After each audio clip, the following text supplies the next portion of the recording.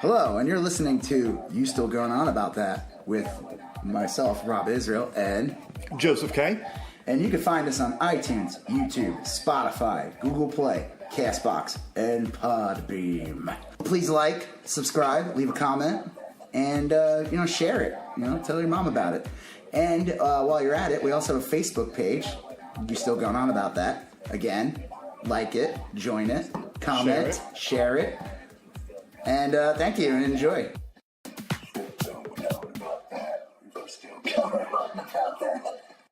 I mean, I couldn't think of a new song this week.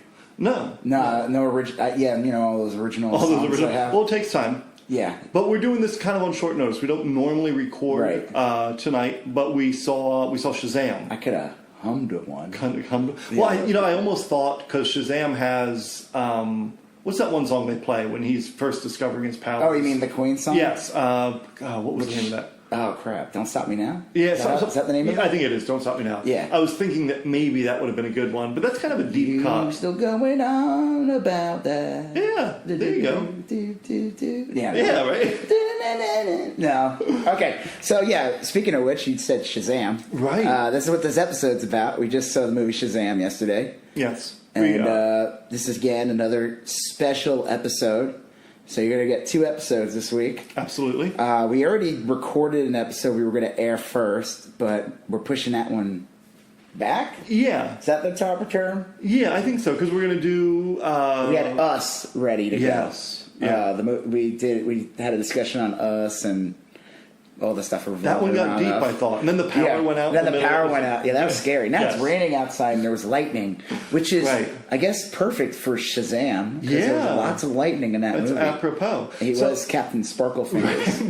briefly.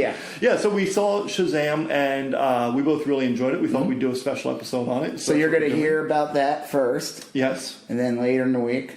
Us. Right. Yes. And they're two tonally... very different. We'll see. This might get real deep too, because I will say, the way they advertise. Okay, so if you looked at the other DC movies that have come out in the past 5 years, 6 years, I mean, I guess you could say 10 years with Christopher Nolan movies. All right, this is definitely very different. But I will say, this movie still had some darkness to it, and it deals with very serious subject matters. It was advertised as a very goofy movie. Yeah. With him dancing and I could drink beer and it was played off definitely as a comedy. It's still a very funny movie. I found myself laughing a lot during it. Not in a awkward way where something genuinely funny. Laughing where it was supposed to be funny. Yes, which is different than some of our experience in Us. Right. A good example is Martha. There was no Red's. No, I'm talking about Batman Superman. Oh, yes, right, right. See, actually, it's kind of funny, because one time me and Joseph were beating the shit out of each other, and I said, Martha, and his, it was all he happened to know a Martha, too, and we were cool.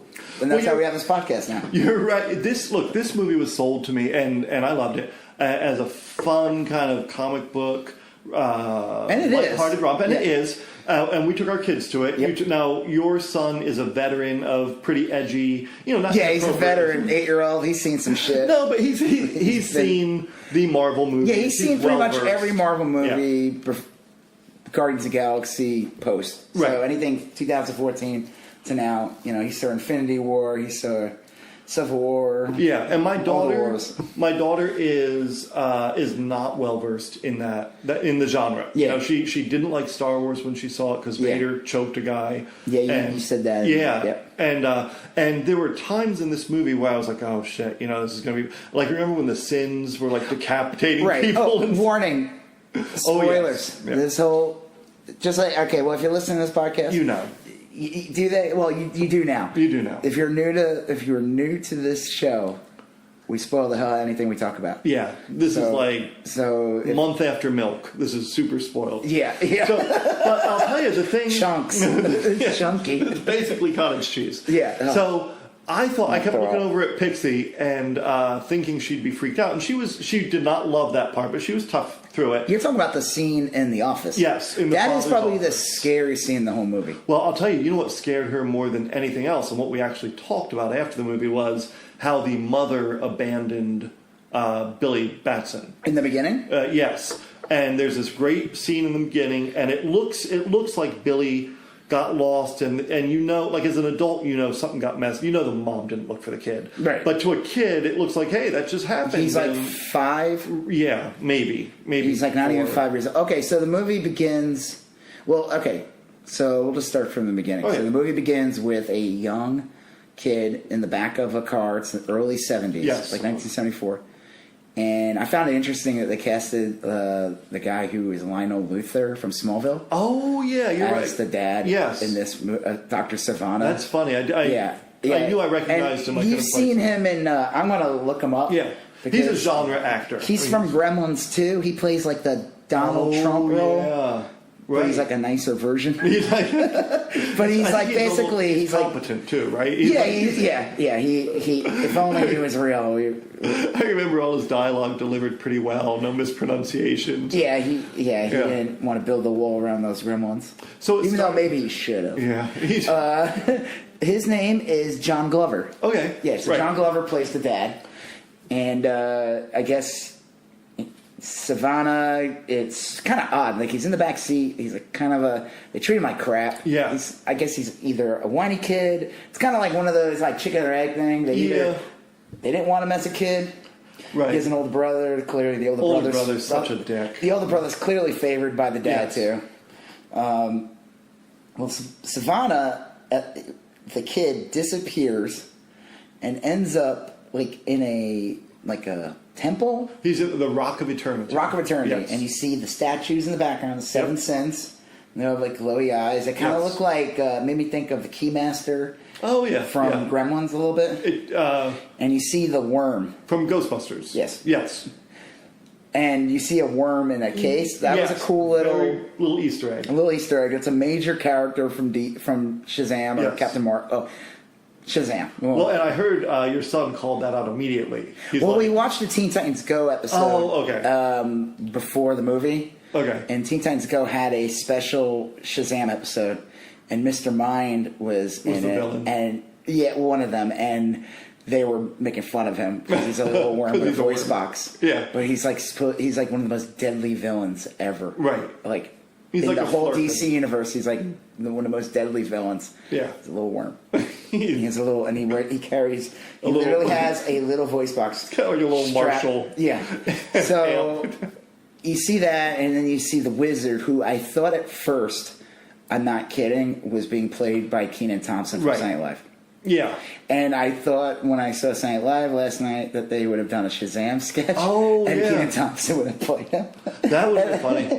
And I know this sounds really wrong, but actually the guy who played the Wizard Shazam, or whatever, the one that will pass the torch, or the staff or whatever, was played by the same guy from the movie Captain Marvel and Guardians of the Galaxy. Right. He's like a bad guy from... Yeah. And I can't place his name. It's Digimon Hansa. And he's been in some Marvel movies. He was recently in Captain Marvel. Yes. Kind of funny timing on that, and then Shazam comes out a couple weeks later. So he wants to pass the torch or the power of Shazam onto this kid. Right, because he's weak and all of his peers have died. Right, he's weakening. He's old. Right. He needs a replacement. And the kid, Dr. Savannah, or he's not a doctor yet, Savannah, gets tempted by the sins. Right. And he caves immediately. Well, he's a kid, though. I found it a little ridiculous, though. Still a child. It was an unfair test. Yes. Shazam, the wizard, should have been like, okay, look, kid, think this one through. Yeah. The monsters want you to touch it. I'm telling you not. Let's talk through. There's like an eyeball, right, that he could grab and get all those powers. So he says, nope, forget it, and refuses him. And then he wakes back up in the car. And, he's just like, what? And his magic 8-ball. Sorry, I forgot to bring it up. He had a magic 8-ball he was looking at. That's where the symbols showed up. Right. So then he gets to like a fight. He's freaking out. The car flips over. And his dad, he thought his dad died. I thought his dad died too. I was very he was surprised just paralyzed. Right. And I guess he didn't age at all either. Right. He looked the same. He looked pretty good for someone who was 40 years old there. Well, and so and then that's the prologue. And it jumps to the present. Well, I guess did it go to? I guess it started with him as a little kid, Billy Batson, right? Or did it start with him running away and all that? And then it opened up with him stealing the cop car. Okay, yeah. And then you kind of through flashbacks. You see him at a carnival. Right. He's with his mom. Yes. And his mom gives him he wants to win a tiger. Which is actually that is throughout the whole movie. Yeah. The tiger is actually a character. It's another. And they kind of set that up later on in the movie. His name's Talking Tawny? Something like that. And I Googled it. He's like Captain Marvel's like best friend. Right. It's an odd character. He's literally a human with a tiger head. Yes. Or he's almost like the Frosted Flakes dude. He's like one of the Thundercats. Kind of. He's essentially a Thundercat. He's Tigra. Yeah, he's Tigra. He is. He's no. Yeah, right. Okay. So he's literally like a tiger head with a human body, which is essentially Tiger. But okay, we're digressing. But yeah. So you're just completely wrong with what a Thundercat is.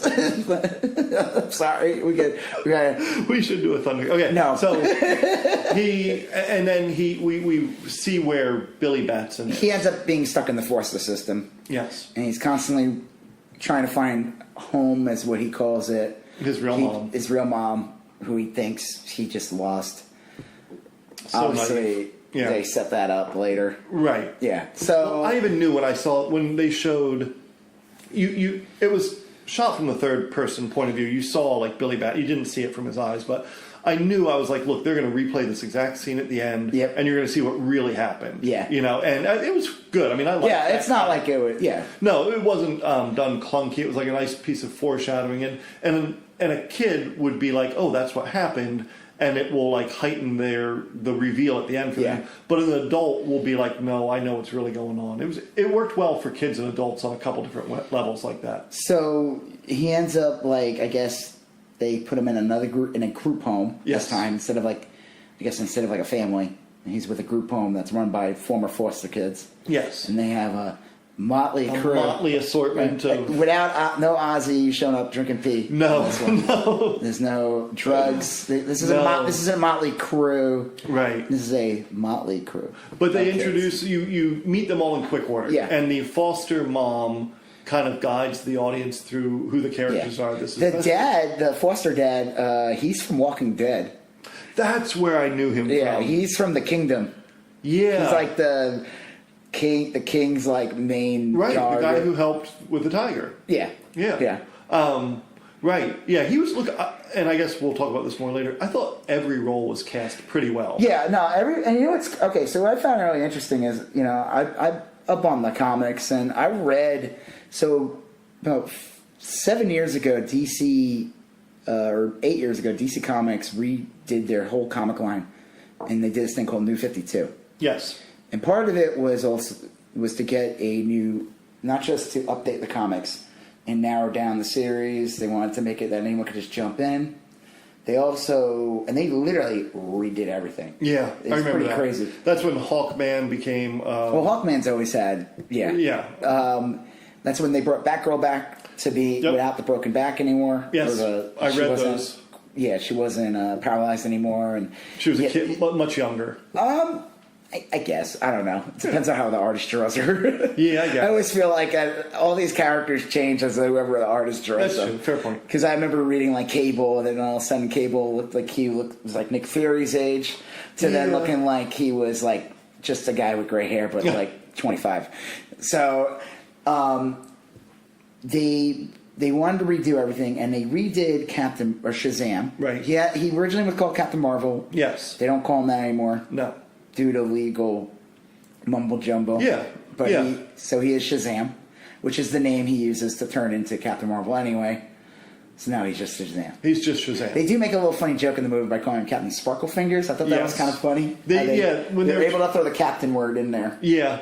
And, there wasn't a ton of, like, crossover. I mean, he was Shazam. They didn't allude to him being Captain Marvel. No, they don't say the word Marvel once. Yeah. But in the comic, so I remember reading... Like, I wasn't, like, an avid reader of the series. I was very familiar with him. I remember him in Kingdom Come. I thought that was, like, an amazing, like, what they did there. It was, like, amazing iteration. It's supposed to take place, like, in a dystopian future. Okay, cool. Where, like, all the characters were older. And Billy Batson now was grown up. And it's almost like he was Shazam, but he was an adult. Oh, okay. So he wasn't like a little kid now turning into... He was like permanently Shazam or something. Well, he aged into his actual age. So in the comic, though, the one thing I had an issue with the comic when I was younger, right, was the character Billy Batson. I always found him to be like kind of lame. He was very lame. But the thing is, I'm not like insulting it. I'm talking about just from like a modern day, what a modern day kid was. I remember picking up a series. This was like in the mid '90s. Okay, and the artist, whoever it was, and it's fine. They probably wanted to keep it like looking golden age and it was probably a style choice. But I didn't like that Billy Batson still looked like a kid from the 40s or 50s. Yeah, he still did. Wearing that red yellow shirt, and it's not like he needs to be like a smart ass or an edgy douchebag or like a skateboard. Right. It's not necessary. Turn him into Poochie. Yeah, Poochie or Peter Parker from the new Amazing Spider-Man movies, not the new ones now, but the mid ones, the mid period. Yeah, where he's on a skateboard. And I didn't like that, but so what they did was during the New 52, they brought back Shazam as a backup series in Justice League. So if you're reading Justice League, the last like 8 pages or 10 pages was Shazam. So it was kind of cool. So you got to like.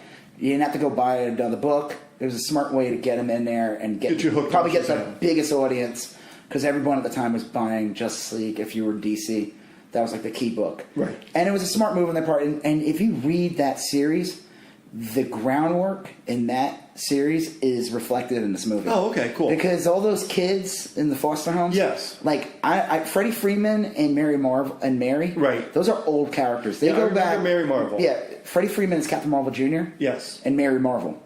Yeah, and they're like his sidekicks or his own. They went on their own adventures. They were like with Captain Marvel going back. I don't know how many years, forever.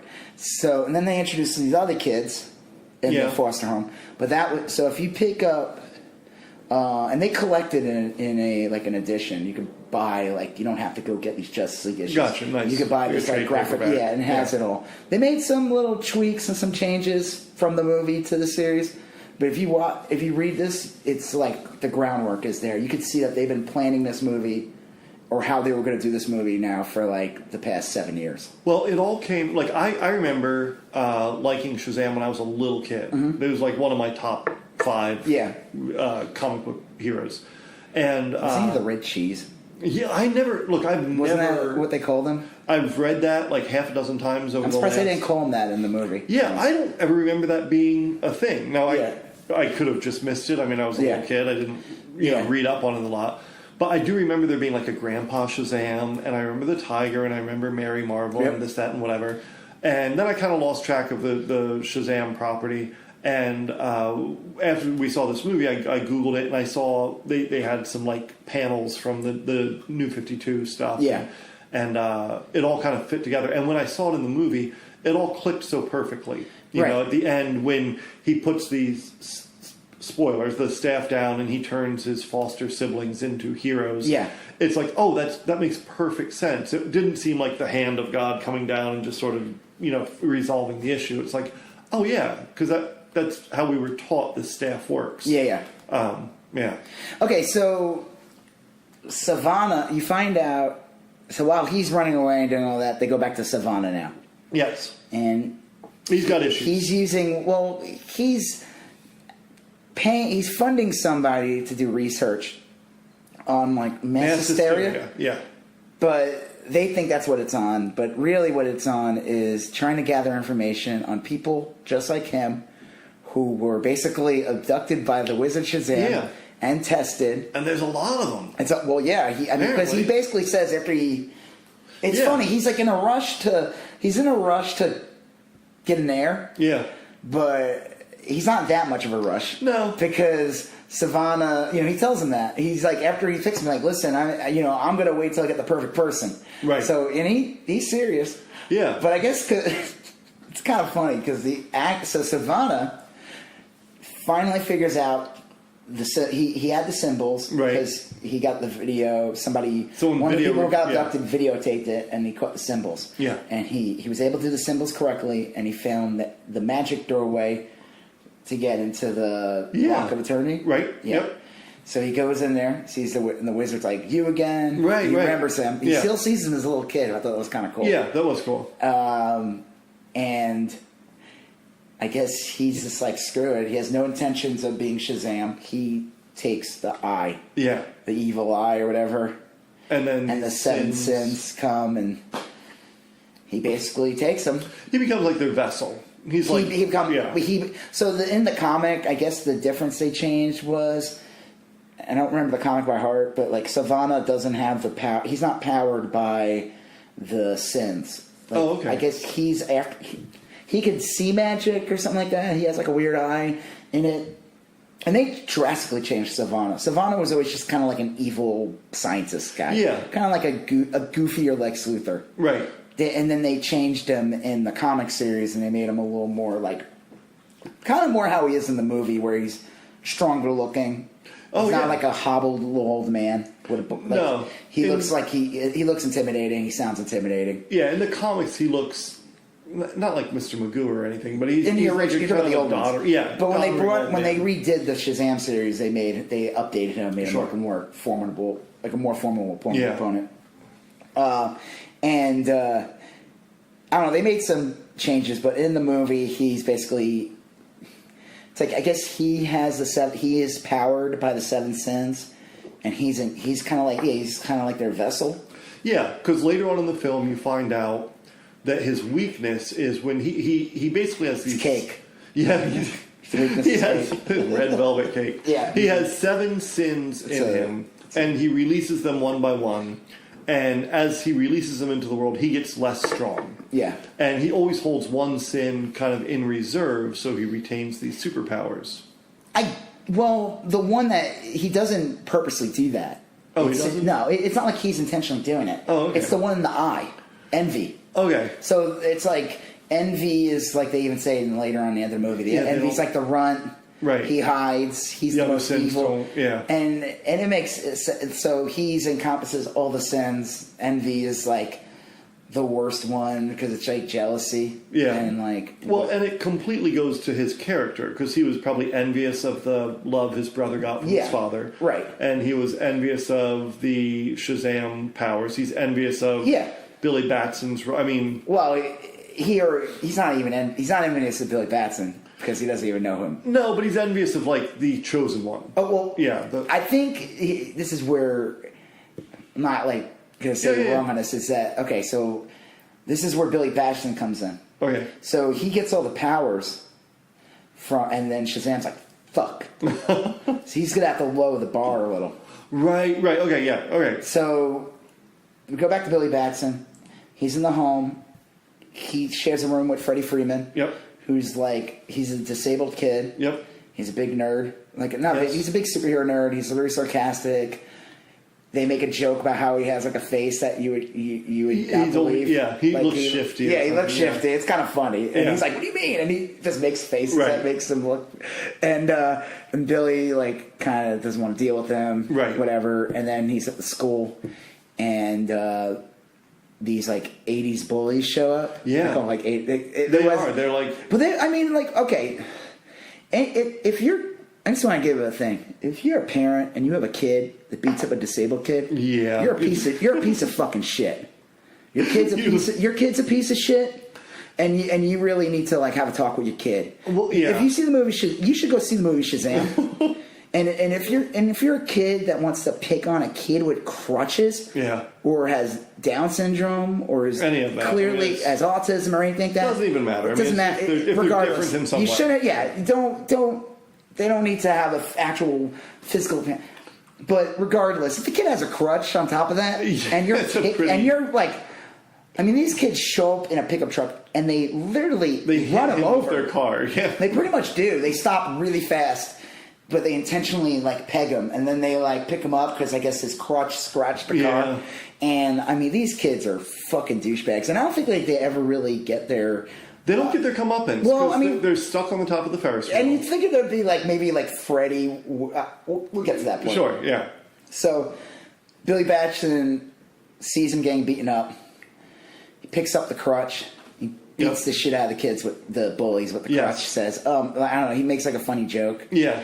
And then the kids chase him. Yeah. I found it interesting that they were so concerned about the pickup truck that they just fucking left it there. Yeah. They parked like douchebags too. Yeah. Well, I mean, like, you can't leave your car like that. The school would have. But anyway, but yeah. It was, the movie was telling you these guys are douchebags. Like, I mean, clearly they are. But like I said, if your kid, again, I'm going to say it one more time. If your kid bullies another child who clearly has some kind of impairment, there's something wrong with your gene pool. Well, look, I've seen those kids. I taught school for a number of years, and there are kids that's not a fake thing. No, you know, that's like a real thing that happens. And those kids, I mean, the charitable view is that those kids have come from rough backgrounds, but at the these end of kids the day, weren't though. The ones in the movies were like the 80s. They were like privileged douchebags. Yeah. But in the end, like it almost usually doesn't matter. Most of the time, you're right. The bully kids usually like they're being bullied. Yeah. And not to say that gives them a free pass to bully someone. It's just obviously it just shows a cycle. But it goes to your point about the parents needing to get their act together. You know what I mean? Right. Yeah. So, this episode's going to get dark. Right, it got real. So they chase him. He gets on the subway before they do. He escapes. He thinks he's on the subway, and all of a sudden lightning happens. The same thing that happened to Savannah when he was in the car. It's not happened to Billy Batson and all the other kids that were not good enough for Shazam. Right. But now Shazam is a little desperate. He's at the end of his rope, yeah. But I guess seeing that Billy Batson did sacrifice himself, he saw that he was being heroic. Caught him on a good day. Well, I mean, you see it. No, you're right. You know, he's not a bad kid. He's trying to get back to his mom.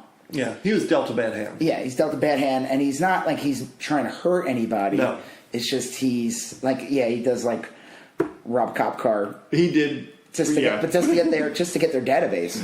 Yeah. And he does it in a kind of funny way. He stole the guy's sandwich. But he takes his, he did take his Geno's, Yeah.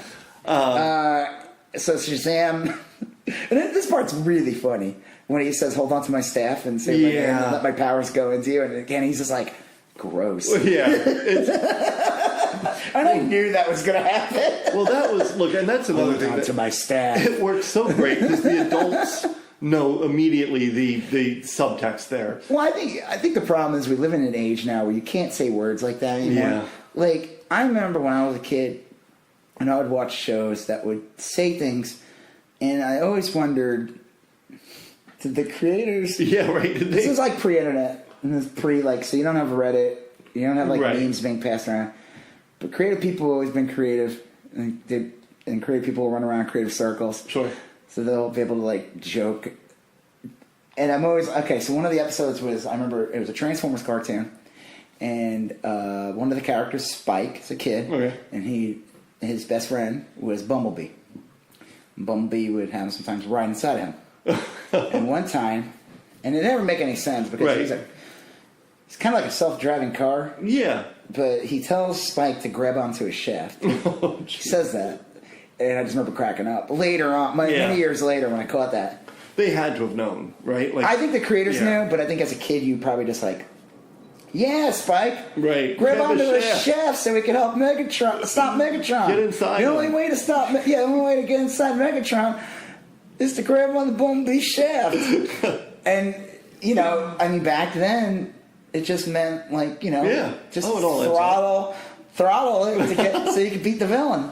Beat it good. And now, these days, you can't say any of that. Well, little it is, So we live in we're in a post-perverts era. It is now. tough. I remember, teaching high school kids fairly recently, and you're post irony. You know, you're just post anything. So, like, when you say... Are we, though? Because I still feel like we live in ironic. Well, I remember that... People still don't understand irony. We I don't know. Yeah, maybe that's... Maybe you're the one who sees the irony. But like, yeah. Man, you couldn't... I remember we were doing a world history thing, and there's this famous Chinese poet, and his name was, like, Defa, or something like that. And, like, it was just like an avalanche of, like... the fuck jokes, you know, like throughout the whole day. Yeah. And they were really clever. That was probably one of my better days of teaching. Yeah. You know, it's like that Wayne's World, when he says cream of some young guy. Oh, yeah. These are all real names. Yeah. We're not being, like, offensive in any way. No. So, okay, so Billy Batson, Shazam was like, look, you're all I got. Yeah, he didn't say that to him, but he pretty much, it's like... But clearly. Billy Batson's like, I'm not your guy. Yep. And Shazam's like, do it anyway. Yeah. You know? And then... he literally turns right into him right Shazam, away. Yeah, right? He's literally now Zach Levi from the show. Right. What show was he from? Chuck. Yes. Yes, the spy show where he was like a dork who worked at Best Buy. And I'll again... Best Buy. Yeah. And I'll again come to the fact that, man, it was so well cast. No, he was great. I thought he was great. I remember people were making fun of the suit when it first showed up. It's funny. It's done well. Yeah. It's done well in the movie. I knew it would look good.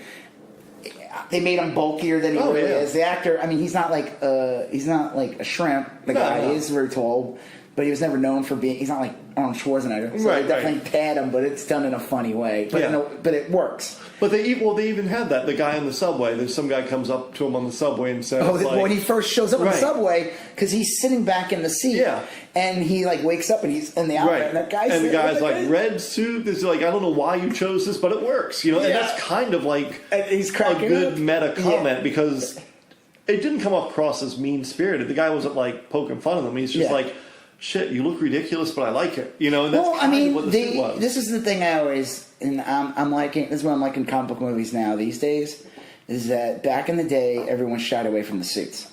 Yeah. Or they would do something to the suits and they darken them. They drastically change them to the point where, like, Batman always worked because you just gotta get the pointy ears and the cape. And the nipples. It's only in like two of those George movies. Clooney one, yeah. I think in, I don't know. Val Kilmer? They did something in that one too. Well, but it was definitely Centaurian armor. What was the director of those movies? Didn't Joel Schumacher? Yeah, it was Joel Schumacher's special. Yeah. Yeah. Needs more nipples. Yeah. You know what I think it needs? Erected nipples. The costume looks great. But you left off the first note I left on your page. I thought you were kidding. 2 production notes. Nipples, codpiece. Where is the cod and where are the nipples? So, the suit was...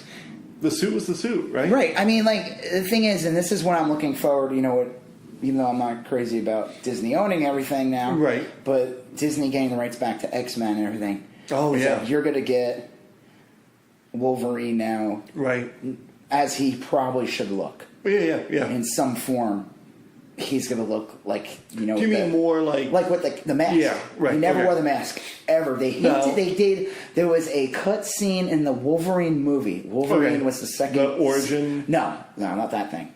Second one where he goes to Japan. Oh, okay. There was a cut scene, and I don't think it even made it to the film, where he gets a gift in the end, and she hands Yukio, whatever I think her name is. Okay. It's like a sidekick in the movie. She hands him... a suitcase, and if you open the suitcase, you see the mask and the gloves, and it's like the brown and the black. I think I kind of remember that. And it was all over online, but he never actually wore it. Right. And, there was just like a little teaser, and that would have been awesome. And, they made like little like comments, like, and this is what and we talked about this when we talked about The Matrix. Yeah. About costumes. And I said like how The Matrix, I thought ruined movies for a while because everyone was doing the whole black leather thing. Yes. But I was also wondering, they were making X-Men for a while. Yeah. And, the whole like chicken and egg thing, and like, did they see The Matrix and were like, let's do that? Or were they always planning on doing the black leather outfits Yeah. I always found it a little odd because, like, you know, they still stuck to the Magneto helmet. Sure. They didn't hide from that. You know, you still had the crazy Wolverine hair. You just never got the mask. Right. You got the hair. But you know, you look at movies like Shazam, or even look at all the Marvel movies now. Right. Where they don't hide away from their costumes. They've done Marvel's done like a really good job of like modernizing them. Yeah, like the new Spider-Man is a good example of that. I would even say Aquaman recently was awesome with the final costume. It's like definitely a more like detailed version of it, but it is akin to the classic Aquaman orange and green costume. Yeah, they didn't hide from it. And that last movie, you get that. You get the real Aquaman in the end. Like in Justice League, he's wearing like this kind of regal armor. And then he doesn't get that till like the end of Aquaman. Now, the one thing I will say though, the costumes in like the recent movies, like Justice League and Batman, Superman.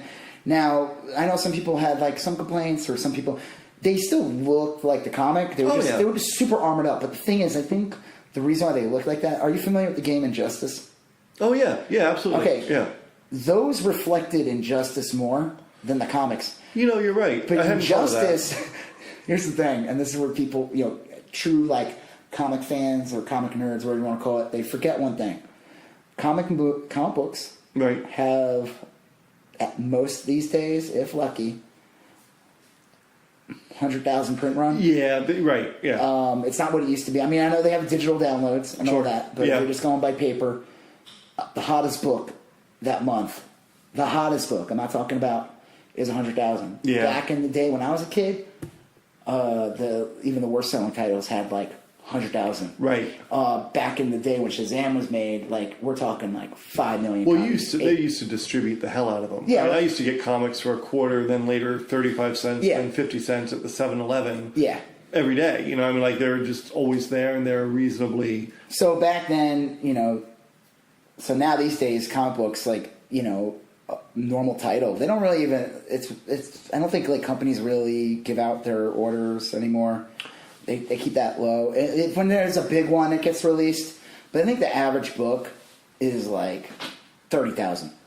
And we're talking for major companies. Yeah. So if you're a company, or if you're making a movie universe, and you see, like, okay, what does the modern-day fan know? And you have a video game that's sold millions. Yeah. Justice has sold more games than... Big property. Huge. And then you have Arkham Asylum games. Those are huge, too. And if you look at Batman, the way he acts in Batman Superman, he's definitely more reflected by the Arkham Asylum games. Yeah. And then if you look at, like, the way Flash looks, his costume, it looks like it can't... And Cyborg, they're ripped right out of the video game. Yeah. Which is fine. I mean, you're right, because I played the Batman games, and I played Injustice 1. Yeah. The first one. And you're right. That's probably exactly what happened. I mean, it just goes over detailed. You know, the days of... Because even when you look at Shazam's suit in the movie, from a distance, it looks simple. But then you get real close and you see intricate details. Oh, yeah. It's got like... not fletching, but, you know, it's got like all kinds of textures. Scales. And... Yeah, like, did you see... you ever watch The Tick on Amazon? Yeah. Oh, yeah. Did you see the new season yet? Not yet. They redid the joke is the pilot, they had a costume, was kind of weird looking, and then when it got to order, he had a new costume. Okay. And then season 2, you see him, and they're kind of giving hints about what the hell he is. Okay. His costume changed again. But he shed.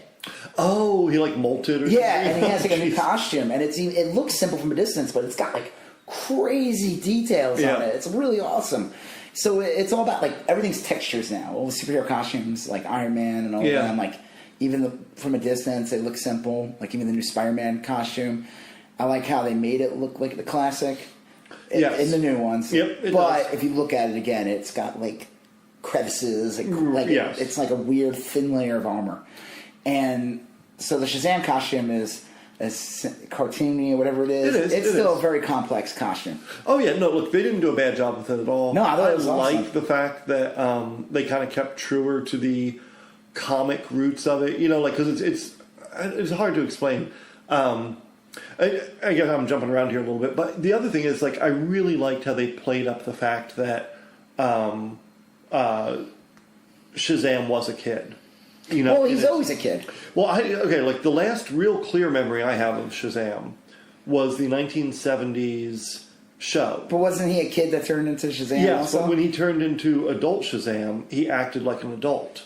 It was. And I see what you mean. Yeah, they changed that when they redid this series in the New 52 Shazam, right, where he was like a smart ass kid and he turned into he still retained.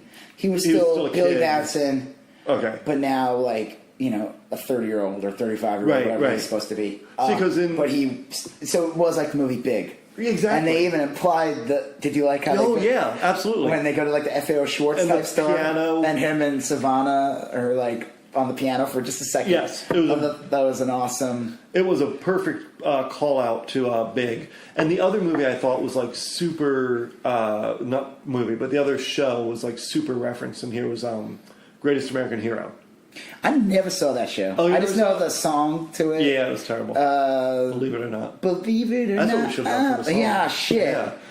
Still going. You know what? Maybe right? Maybe we'll go back and I'll sing it and you can edit it there and no one will be the wiser. And no one will know the difference except if you're at this point.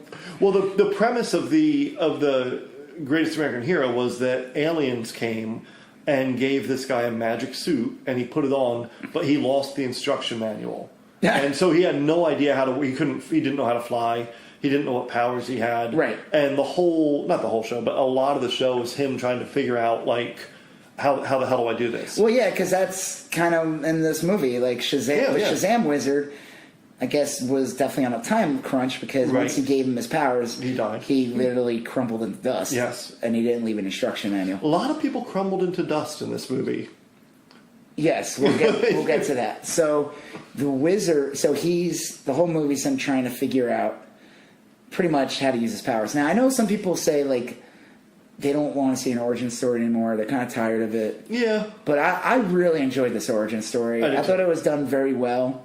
I liked how the YouTube had a YouTube channel. Yeah, I'm jealous of the numbers and hits. Yeah. Maybe if one of us gets superpowers, we can increase. Well, that's exactly what would happen. Yeah. Well, yeah. I mean, definitely. I mean, yeah. It is exactly what would happen, and he becomes like a YouTube star, right? And they're trying out different names for him. I like that he's in Philadelphia. That was, I loved that. I like when they pick different cities because not everybody can be in New York. And the thing I found interesting, okay, so again, we're spoiling the shit out of this movie. In this, when you said you think he's going to join Justice League, I don't even know if he's part of the DC universe. Well, I don't know if you watch this movie, now I know there's like a little tongue-in-cheek joke. Yeah. Well, kind of. It's played for like a joke. Right. They couldn't I'm not going to get into that. But I don't know if this, they talk about Superman, they talk about Batman, but they almost talk about them in ways that are like they're fictional. There's toys, there's lots of references, you get it, but he could almost be like he's in our universe that has a big fan base of DC material.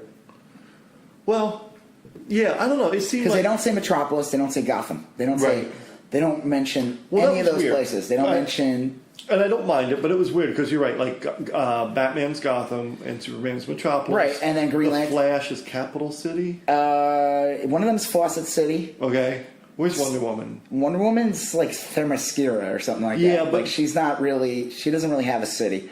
But they all have different cities, and obviously, So they don't make a reference to any of that. They just bring, so. But I'm fine with that. It works in its own. Yeah, They leave it open that, Shazam could show up in some kind of team up. But I'm like, you know what? I'm fine. I feel like there's enough content. Because they didn't even bring up the one, and again, spoiler, they didn't bring up the one major villain. I was shocked. And I thought that he would have had maybe just like a slight little cameo. Black Adam. Oh, yeah. Black Adam is like So, I'm not sure. I don't remember how it works. I think Black Adam's powers actually do revolve around the Seventh Sense. He is supposed to be like he is the opposite of Captain Marvel. Right. He's the opposite of Shazam. He has the Shazam suit, but it's black. Black and gold. Right. And The Rock was, as far as I know, casted to be Black Adam. Now, they might be saving him for his own movie. They might be... save him for a sequel or save him for a third movie? Was The Rock in any way associated with this movie? No. Because there's a tweet today from The Rock, Dwayne Johnson, to Zachary Levi, and he said something like, "So glad our movie hit #1" or something. And Zachary Levi tweeted back to him, like, "We couldn't have done it without you," or something. And I had no idea what they were talking about. I mean, it could just be, like, The Rock helped it get people excited. I have no idea. Because his name was attached to it before the movie even came out. But I think they had no intention of having him be in this movie. I just figured he would have maybe just hinted at him in the end. They do, like I said, they do hint Mr. Mine. Yep. They said, and maybe I missed it. And the one thing is, we're talking about this movie now. Yeah. I did not look at any reviews. Oh, yeah. I haven't watched any YouTube shows. I haven't watched anybody talk about it. I did, like I said, I did see. The only thing I read up was the differences between the 2012 comic and the movie, which really isn't that big of a deal. So I don't really know what like other people's point of views were, and maybe I'm missing something. I heard there might have been like some slight hints to Black Adam in the movie. I didn't see any. I didn't see any. But like I said, I was just shocked they didn't just have like one little thing where The Rock shows up maybe in like the after post-credit scene. Okay, so he's using his powers. Right. And then there's a scene where Dr. Savannah now decides to go back to visit Dad. Yes. And it's a rough scene. It is. It reminded me of the movie Scrooged. Oh, okay, yeah.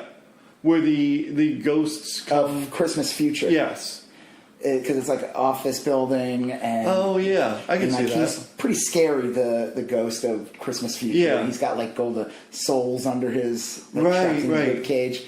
So Savannah goes to. There's like a board meeting. He interrupts. Yep. His dad, John Glover, and his brother is now older, obviously. Right, still a dick. He's still a dickhead.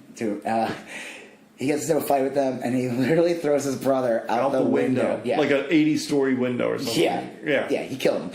And then he unleashes all the sins out of him. Right. Except for that last one. Yes. So he retains the power. Right. You don't learn that till later, even though now you did. Well, yeah. And everyone in the boardroom basically just gets eaten. Well, yeah, one of them just picks a guy up and bites his head off. Right. So these sins... Like, I would say and that's why I wasn't expecting this from, if you watch the trailers, like I say, it gets dark. These sins, like, they're fucking detailed as hell. They're Geiger-esque. Yeah, they're like I said, they reminded me of the Gatekeeper and Keymaster from Ghostbusters, but on steroids. Yes. Obviously, the special effects are more unlimited. They can do whatever they want. But and the thing is, they hinted at this in the 2012 book. I remember them being drawn very gross. Okay. Now, if you looked in the old comics, and my son recognized it from the Teen Titans Go movie. Okay. Well, I mean, not the Teen Titans Go. The Teen Titans Go show with Shazam. Because in the Rock Eternity, they showed those statues. Oh, okay, and he kind of made a joke to me. He goes, "Oh, these they're just like grosser." Yeah, but he recognized them. And they all, they were a little simpler back then. But they all still had like the greed. I think Greed had the 4 arms. Yeah. Because he's greedy, so he's greedy. Right. And then I think Sloth had like the big giant open stomach. Yeah. Like the big mouth. Right. My son found that one the most disgusting. Yes. My daughter liked the one with the tongue that went, the octopus tongue. Mm-hmm. I forget which one that was. Octopus tongue. Yeah. That's it. But they were rough. It was a rough scene. A lot of people got killed. Yeah, that's like probably the darkest scene in the whole movie. Yeah. I mean, and then of course he leaves them to kill his dad. Right. And he's just like... Well, and the last scene is all these people like scratching at the window to get out. Yeah. There's just like, you hear these awful noises, and they're all getting killed. So I looked over at my kid, and she was like a real kind of I saw that. Yeah. I mean, again, it just I like that's what I liked about it. It's lighthearted, but it reminded me of like an '80s movie, where even like lighthearted movies would still have like scenes where you felt dread. Yep. And I feel like a lot of movies today don't succeed in the dread part. Right. Like the good example is like the new Ghostbusters. In our Ghostbusters episode, I brought up that scene again where Vakeman and Winslow talk about the end of the world. Right. And you didn't have any of that in the new Ghostbusters. The new Ghostbusters movie was just stupid ad-lib jokes, like trying to make lame jokes. There was never a fail of dread. But you're right. And this movie they succeeded in that. You feel like there's definitely a conflict. Something bad's gonna happen. Well, there was like an 80s like vibe in the sense that I remember watching movies in the 80s like Poltergeist and Raiders of the Lost Ark with the Ark opening. Yeah. There's a bunch of scenes where they were like pretty intense. So even Goonies had that, yep. Weird Science has that. Yeah. With the biker gang. Yep. And also the nuclear missiles. Right. And Chet gets transformed into a shit monster. Yeah. That was more... That was more, yes. Yeah. But the thing is, like, these movies, and I think people don't realize that, sometimes we live in this day now where you can do all kinds of special effects. And the one thing I liked about Infinity War was with Thanos and everything, you felt that sense of dread coming. Yeah. This endless storm. It was relentless. It's coming. And I felt like with Shazam, they nailed it because basically Savannah was coming after Shazam. Yeah. And he didn't know where he was. He was going to get him. Yeah. And he knows his... And he says it too. He goes... I have to get him before he knows his powers. So you're almost like you're watching the movie. You're like, come on, asshole! Right. Learn your fucking learn your powers. He's still he's still trying to figure out. He can't even jump yet, and he doesn't realize he's fast. And the best when he finds out he's bulletproof is really funny. Yes, yeah. That scene is hysterical. All the bullets bounce off. Right. I think, again, this is not a realistic movie. Sure. But I feel like some of those bullets would have hit some people. Yeah. Well, Freddie Freeman would have caught some of them. I wondered why, the robbers didn't just, pull it, point the gun at the clerk, that's what they should have done. But, who knows? Whatever. They were excited to shoot a man that didn't die or something. It was pretty cool. Yeah. It was cool. So... Yeah, and so Shazam starts learning his powers. They document it via YouTube. Yep. It plays out probably exactly how it would in real life. And I like the whole, little bit of Spider-Man vibe where he's being selfish. He's not being a hero yet. He's also, doesn't understand the value of family. Right. Or, because he's still holding out for this mom. Yeah. And, there's a part with Mary Marvel where he rescues her. Yeah, that's so good. And she's, really upset. Right. She's the oldest one of the group. She's going to go to college. And she's, sad because she's going to leave her... Yes, her family. Her foster family. And he's just, in his mind, he's like, who cares? These are just people that... these aren't your family. These are just people you live with. Yeah, because he doesn't know better. Right. And...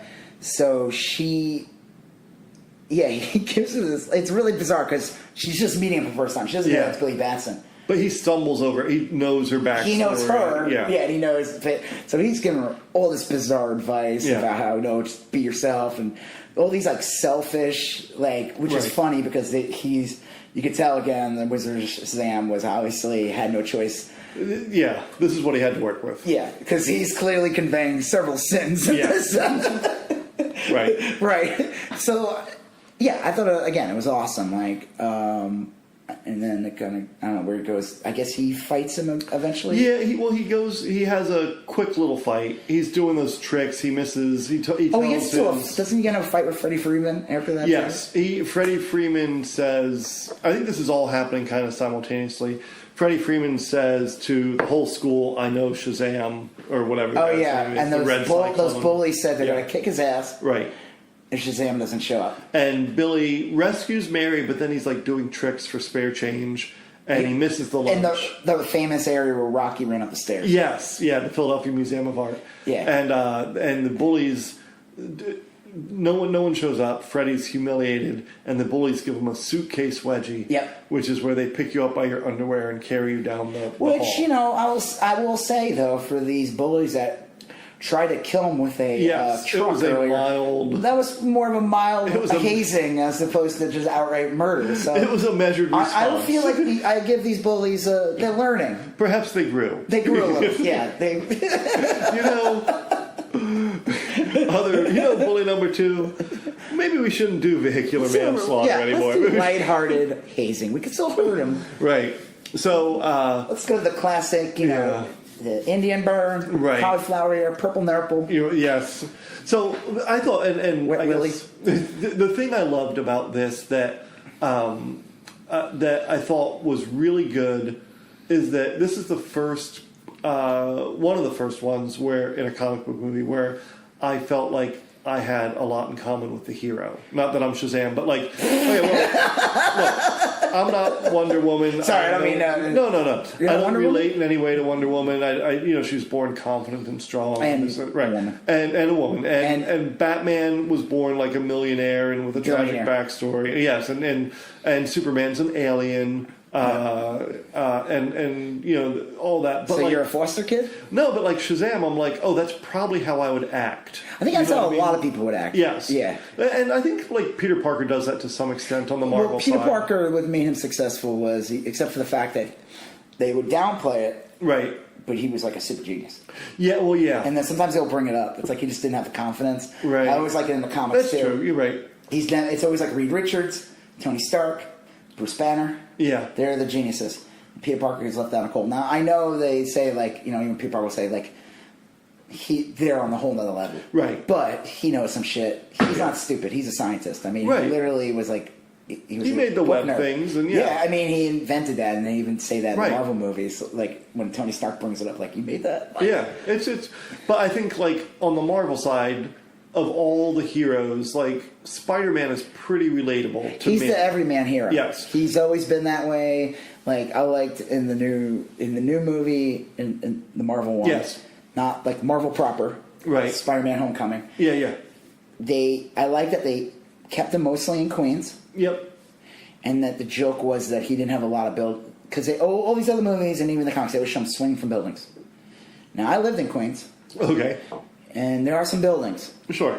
But not enough to do what Spider-Man does. Right, And they yeah. made jokes about that throughout. It's definitely more That's funny, I suburban didn't areas. catch that, They yeah. made references to that. Like there's one part where he's running, Yeah, you're not in and he Manhattan. shoots a web, and it just goes out to an open field, and it's hysterical because he's like, "Oh yeah," he's Right, like, yeah. "Fuck," and he's just running. He needs a car. Yeah. I thought that was great. Like they kept him grounded in Queens. I mean, Yeah. like they see him running on top of subways But he, That's funny. he doesn't have the urban jungle, as you call it, from the swing around in. Yeah. So it made him even more the everyman. Yeah. He's not in Manhattan. He's not hanging out with the Manhattan snobs. Or Right. He's not, he's... Queens was always considered like the working class suburb. Yeah. Brooklyn too, but now not parts Not of so Brooklyn much are anymore, more yeah. expensive than Manhattan is. Right. But Queens is really expensive too. But it still always was considered. Yeah, maybe like not you anymore. could right. It was always considered the blue collar. Yeah. It never got the juice. Right. Some of the best restaurants in the world are in Queens. Yeah, I can People imagine. people don't know that, but that's fine. That's Yeah. that's another podcast. Are you still eating that? Are you going to eat that? Are you still eating? Are you that? going to finish that? That Are would you be- gonna Hey, you gonna finish that? Hey, hello, and welcome to You Gonna Finish That. That would be great. You walk in What do you got there, Joseph? You going to finish that? And that's just the whole podcast. It's just us going, whatever Different we're eating. restaurants Yeah, and stuff, yeah. but it's just one of us eating, the other one shows Yeah. up and starts eating rudely. So, but Shazam... That one takes off. that would be the big one. So Shazam to me is like Shazam and Spider-Man are apples and oranges. They're not the same, but But there's still like a similar function. and also the whole like you find he doesn't have like a Ben Parker moment, but the YouTube thing is the original Spider-Man movies from the early 2000s touched on it, where he becomes like a pro wrestler. Yes. Oh yeah. And he was in Amazing Fantasies when he's introduced. He gets the powers, and he's greedy. Right. He makes a Spider-Man costume, and he becomes a wrestler. Was that was in the books, right? Like It was, and he does a thing where, and I think they grew it out longer in the movie, because the original comic's only like, Amazing Fantasy, I think the original comic's only like 15 pages long. Yeah. The very first Spider-Man comic. Like Amazing Fantasies was like an anthology book or something where there was multiple stories. Okay, sure. I think so. That I'm pretty sounds sure. right. Because even like Detective Comics, Action Comics, like those issues, they would have like other stories inside of it. It was part of like a big pulp. They would call them like pulps or whatever. So in that short comic, he gets the powers, and that's like where the life lesson is. He's greedy. He doesn't use his powers responsible. Yes. And then there's that famous line, and they say it in the Shazam movie. Great powers comes great responsibility, and it's a good line. I think they might change it a little bit. It's not the same exact. I think I would have. They don't say it in Homecoming because I think I think because they just did another origin story. Yeah. They did so you got 2 origin stories in like a 10-year period. They were like, which is weird because watching Shazam, I kind of wish they had an origin story for Spider-Man now in the Marvel universe. Yeah. Like I hope maybe they do like some kind of flashback in this new one, Far From Home. I think Sure, it's called. yeah, that's the one in London or whatever. Yeah. I hope it's just a remake of National Lampoon's Zero Vacation. I hope it ends up just being like where like he's like Big Ben Parliament, kids. Yeah, right. He keeps swinging around. He can't figure to like make a right instead of a left. Yeah, Chevy Chase makes a cameo. All the Eric Idle's in it. Yeah, was that Juliette Lewis playing the daughter in that? No, that's the third one. Okay, she would have been too young. Okay, yeah. No, they're always different kids. Yeah, it'd be great if like because that's coming out in July. That if it's you're watching the movie and you're just like that would be really good. Fucking, yeah, this is a National Lampoon European Vacation remake. And the Muppet Caper too. Yeah, because that was in the Great Muppet Caper. Yeah, that was in England also. Right. Well, Shazam to me functions like Spider-Man in that like he's a teenager. Yeah. Well, and he's new at it, and he's fallible, and he's also being greedy in the beginning. Yes, he's doing it for his own self-gain. Which is 100% what I would. I mean, like if I was granted superpowers and the guy said, "Look, you can use these," for and he's good. a kid too. Yeah, he's a kid. So he's just like the easy thing is just sitting outside and just shoot lightning, and people get a couple $100. Yeah, whatever. People throwing money and YouTube views and So then Savannah shows up and that's where shit gets serious. Yeah, kicks his ass. He kicks his ass, and he's trying to take his powers away. And then the movie really picks up speed from there because all the scenes are set and Shazam runs like a coward, but he's like a kid. He's not a coward. He's just a kid. And I'm trying to remember how that fight ended. Shazam, it was in the mall and he turned back into a kid and disappeared, blended into the crowd. Yeah, and then Freddie Freeman was left screaming for Billy, and then he kidnapped Savannah kidnaps him. Savannah kidnapped him. Okay, and said basically like, "I'm going to wreck your world unless you take me to your family."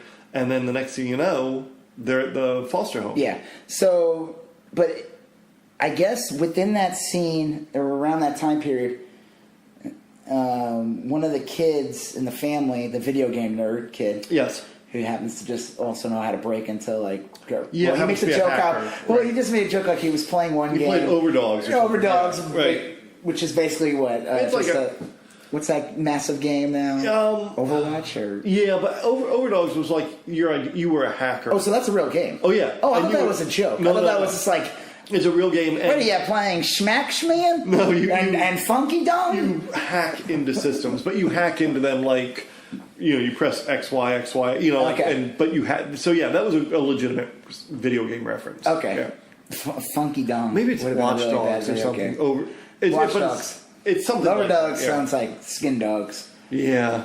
So, but anyway, so he tells him he's like, your mom lives like 2 subway stops away. Right. So he runs, sees his mom. Yes. She was only 17, and she's still not much older than him. Right. She's still. I'll tell you, the actress did not look 17 in the initial scene. I mean, whatever. She looks the age she should look now, which is probably mid-30s. Now. Yes, she'd be like in her mid-30s. Like a very depressing Gilmore Girls. Yeah. Right. That's sad. Yeah, depressing Gilmore Girl. He finds her, and it's his real mom. It's finally his real mom. Yes. Yeah. Everyone knows right away. Well, it's the same actress. Yes. And she looks like. Right. And she's like, oh shit, when he shows up. Yeah, and you can see she has like a shitty husband or boyfriend in the background. Well, they tell, and I almost leaned over to Pixie. My daughter, I didn't, but like. They show him approaching what's clearly public housing, like old kind of like big city northeast public housing, and then he's walking down the hallway, and you hear like fights in the apartment building, and it's like a kind of a shitty environment. Yeah, and she was dealt a bad hand. Yeah, he talks to her. You could tell she clearly wants nothing to do with him. Right. She basically is honest with him and says, "Listen, what was it, like your dad's in jail?" Yep, your dad's in jail. And you'd have been better off without me. And look, you turned out great, didn't you? Yeah, which is like a total, like, clearly, he's like, no, I didn't, but I guess, He tells her he did. In fact, he even says, "I got to get back to my real family." Well, he learned. That's where he learns the power of family. Yeah, and the power of love. Right. The more you know. The power with the power of love and family. It was perfect when the Huey Lewis music kicked up in the background. Yeah, that did not happen. But in our hearts, it did. In my heart, it did. Yeah. So yeah, he leaves. He gives her the compass.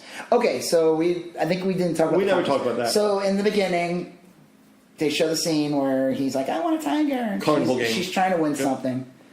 Obviously, she doesn't have much money, and she's terrible at carnival games. But she was good enough to get one, yes. which got him one prize. Right. And the prize was a compass, yeah. which I thought was a very odd carnival game prize. It's an odd one, but even on the sign it said every kid wins a prize. Right. So it did? Yeah, on the booth it said that. So which is very nice because usually they're all scumbags. Right, You don't win nothing. You get nothing.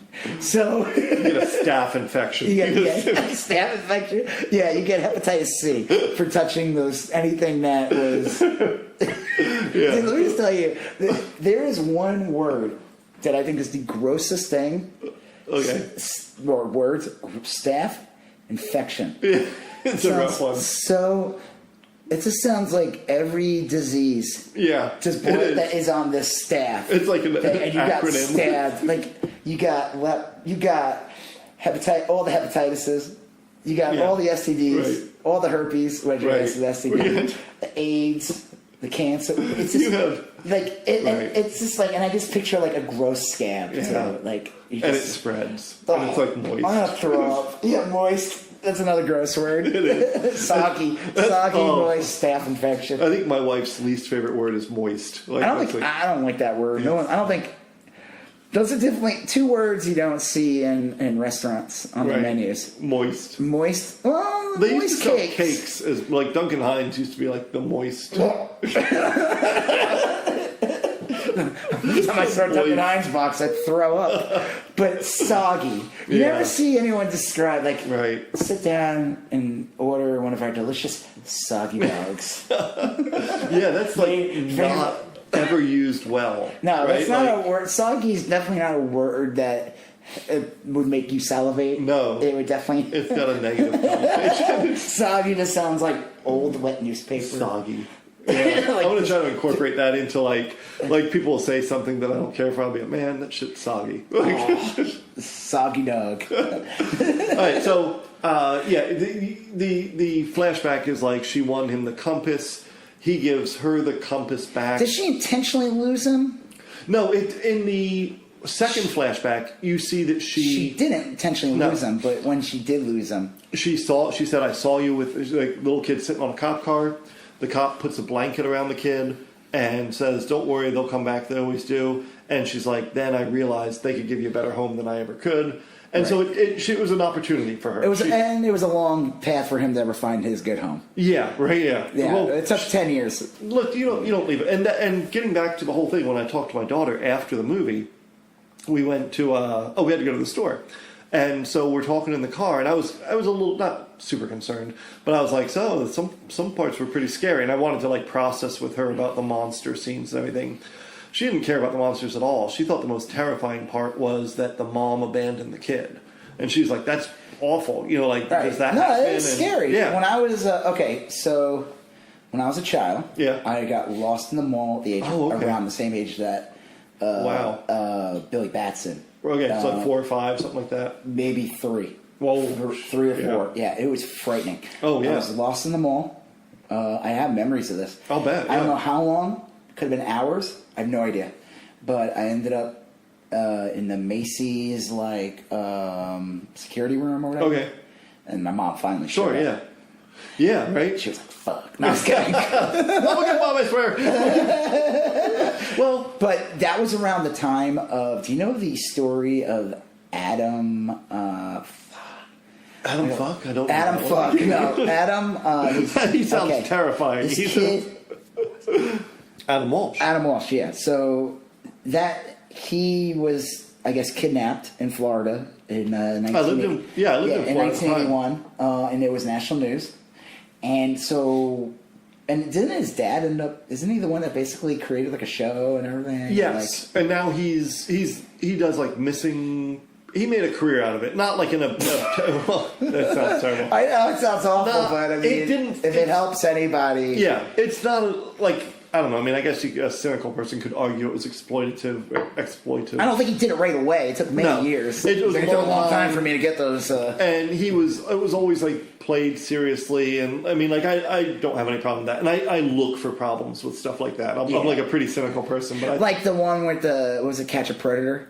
Yeah, that became like a joke. That was like parodied. Sweet tea. That was what? The girl would always be like the trucker would come in or whatever and be like, hey, where are you? And she'd be like, I'm in the kitchen making some sweet tea. Every episode. But it just ended up becoming like a parody. It was. Like they did. I think they did one with Santa. Yep. Yeah, it was. Well, they filmed one in Fort Myers, Florida, where I lived. Speaking of Santa, we'll get to that later. Oh yeah, there's some good Santa jokes in this movie. Okay, I'm gonna jump. Well, let me get back to my. So I was lost, and this is around that time period. Yes. So my mom freaked the fuck out. Yeah, that was like one of the scariest moments of my life, and I remember my mom told me like, I don't even know how we got separated. Who the hell knows? And you turn around, a kid. Oh yeah. And you don't have cell phone. This is like, I remember I did a convention recently. Yeah. This was like last year, and it was the Traders Village Comic Con. Okay. Which I don't know if you're familiar with Traders Village. Traders Village, no. Okay, it's a giant, almost like a giant flea market. Is it traders as in trading goods, or traitors as not like a bunch of Benedict Arnolds. Okay, that would be an awesome, or Donald pirates Trumps, and stuff. Or Donald Trump's. Yes, right. He's the trader. Okay, so this is probably the less exciting traders, one. Yeah, the Traders Joe, like Trader Joe's. Gotcha. Not trader, like people stabbed each other in the back. I don't know how this business keeps operating. Why do I come here? Had a 30% kill rate. All right, so the Traders. It's a weird Village. purge. So Traders Village, and they have a Comic-Con, which is kind of odd. Tell people about it. Like, sure. There's this big red awning thing, and like people set up under it, so it's kind of cool. It was like a convention. Right. But there was a lost kid, and they could not. And the guy would go on the announcer who would talk the whole time, like, "Hey, you can see X and X talking. He's going to be doing an example of how to draw a machine. Well, why not draw machines?" And then next time, "Hey, we're looking for a 5-year-old." And I was like, "Oh my god!" And there was like a good hour. Well, I finally got her. I don't know if your wife or told you, but when we went to the show you played at in we went to the show you did in Fort Worth. In the Fort Worth Design District, there was a lost kid there. Tiny little kid. Was it Roger? No, it was Roger was with us.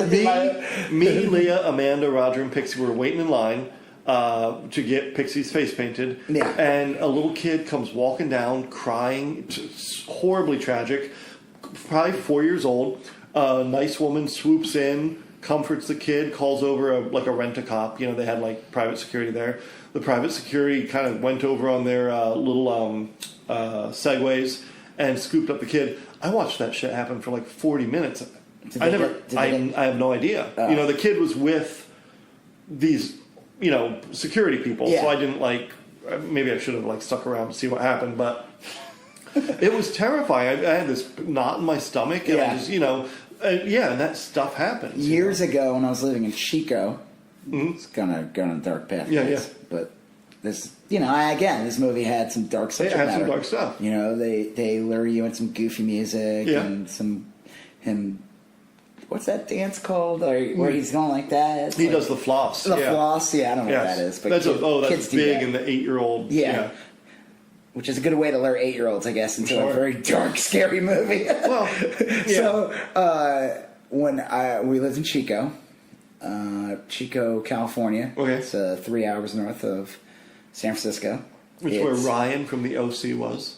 That's where he was born. In Chico? Yeah. Oh, wow. That was the thing, is he came from Chico. Okay, speaking of the OC. Right, wasn't that him? Adam Brody was a great cameo at the end. Okay, so we'll get to that. Right. Okay, so Chico was like, let's say 25% college kids and professors and whatever, and then you had 25% population, and 50% meth heads. Oh, okay, yeah. Well, Chico I'm exaggerating. Chico was played as like a rough area, like when Ryan from the OC would say, I'm from Chico, all the rich kids in the OC would be like, oh, Chico, like, you know, like... Oh, okay, that's a little ridiculous. Right, right. There was a lot of rich kids in Chico. Yeah, a lot of rich farmer families. Like, I would say, I worked at this company, and I swear half the kids that worked there were all, like, I found out later, they were all, like... They're all, they were all, like, farmer kids. And when I say farm, I'm not talking like, hey, Pa, no, lay down like manure. No, they had, like... immigrants working huge almond fields and peach fields and hazelnuts. Yeah, massive farming equipment. Yeah, this was industrial farming. This wasn't fucking Yeah. Did you feed the roosters today? No, nothing like that. So when you were in Chico, what? Okay, so we're at the park. Yeah. I just want to talk shit about Chico. I can't take it. I mean, whatever. Great taco trucks. Yeah.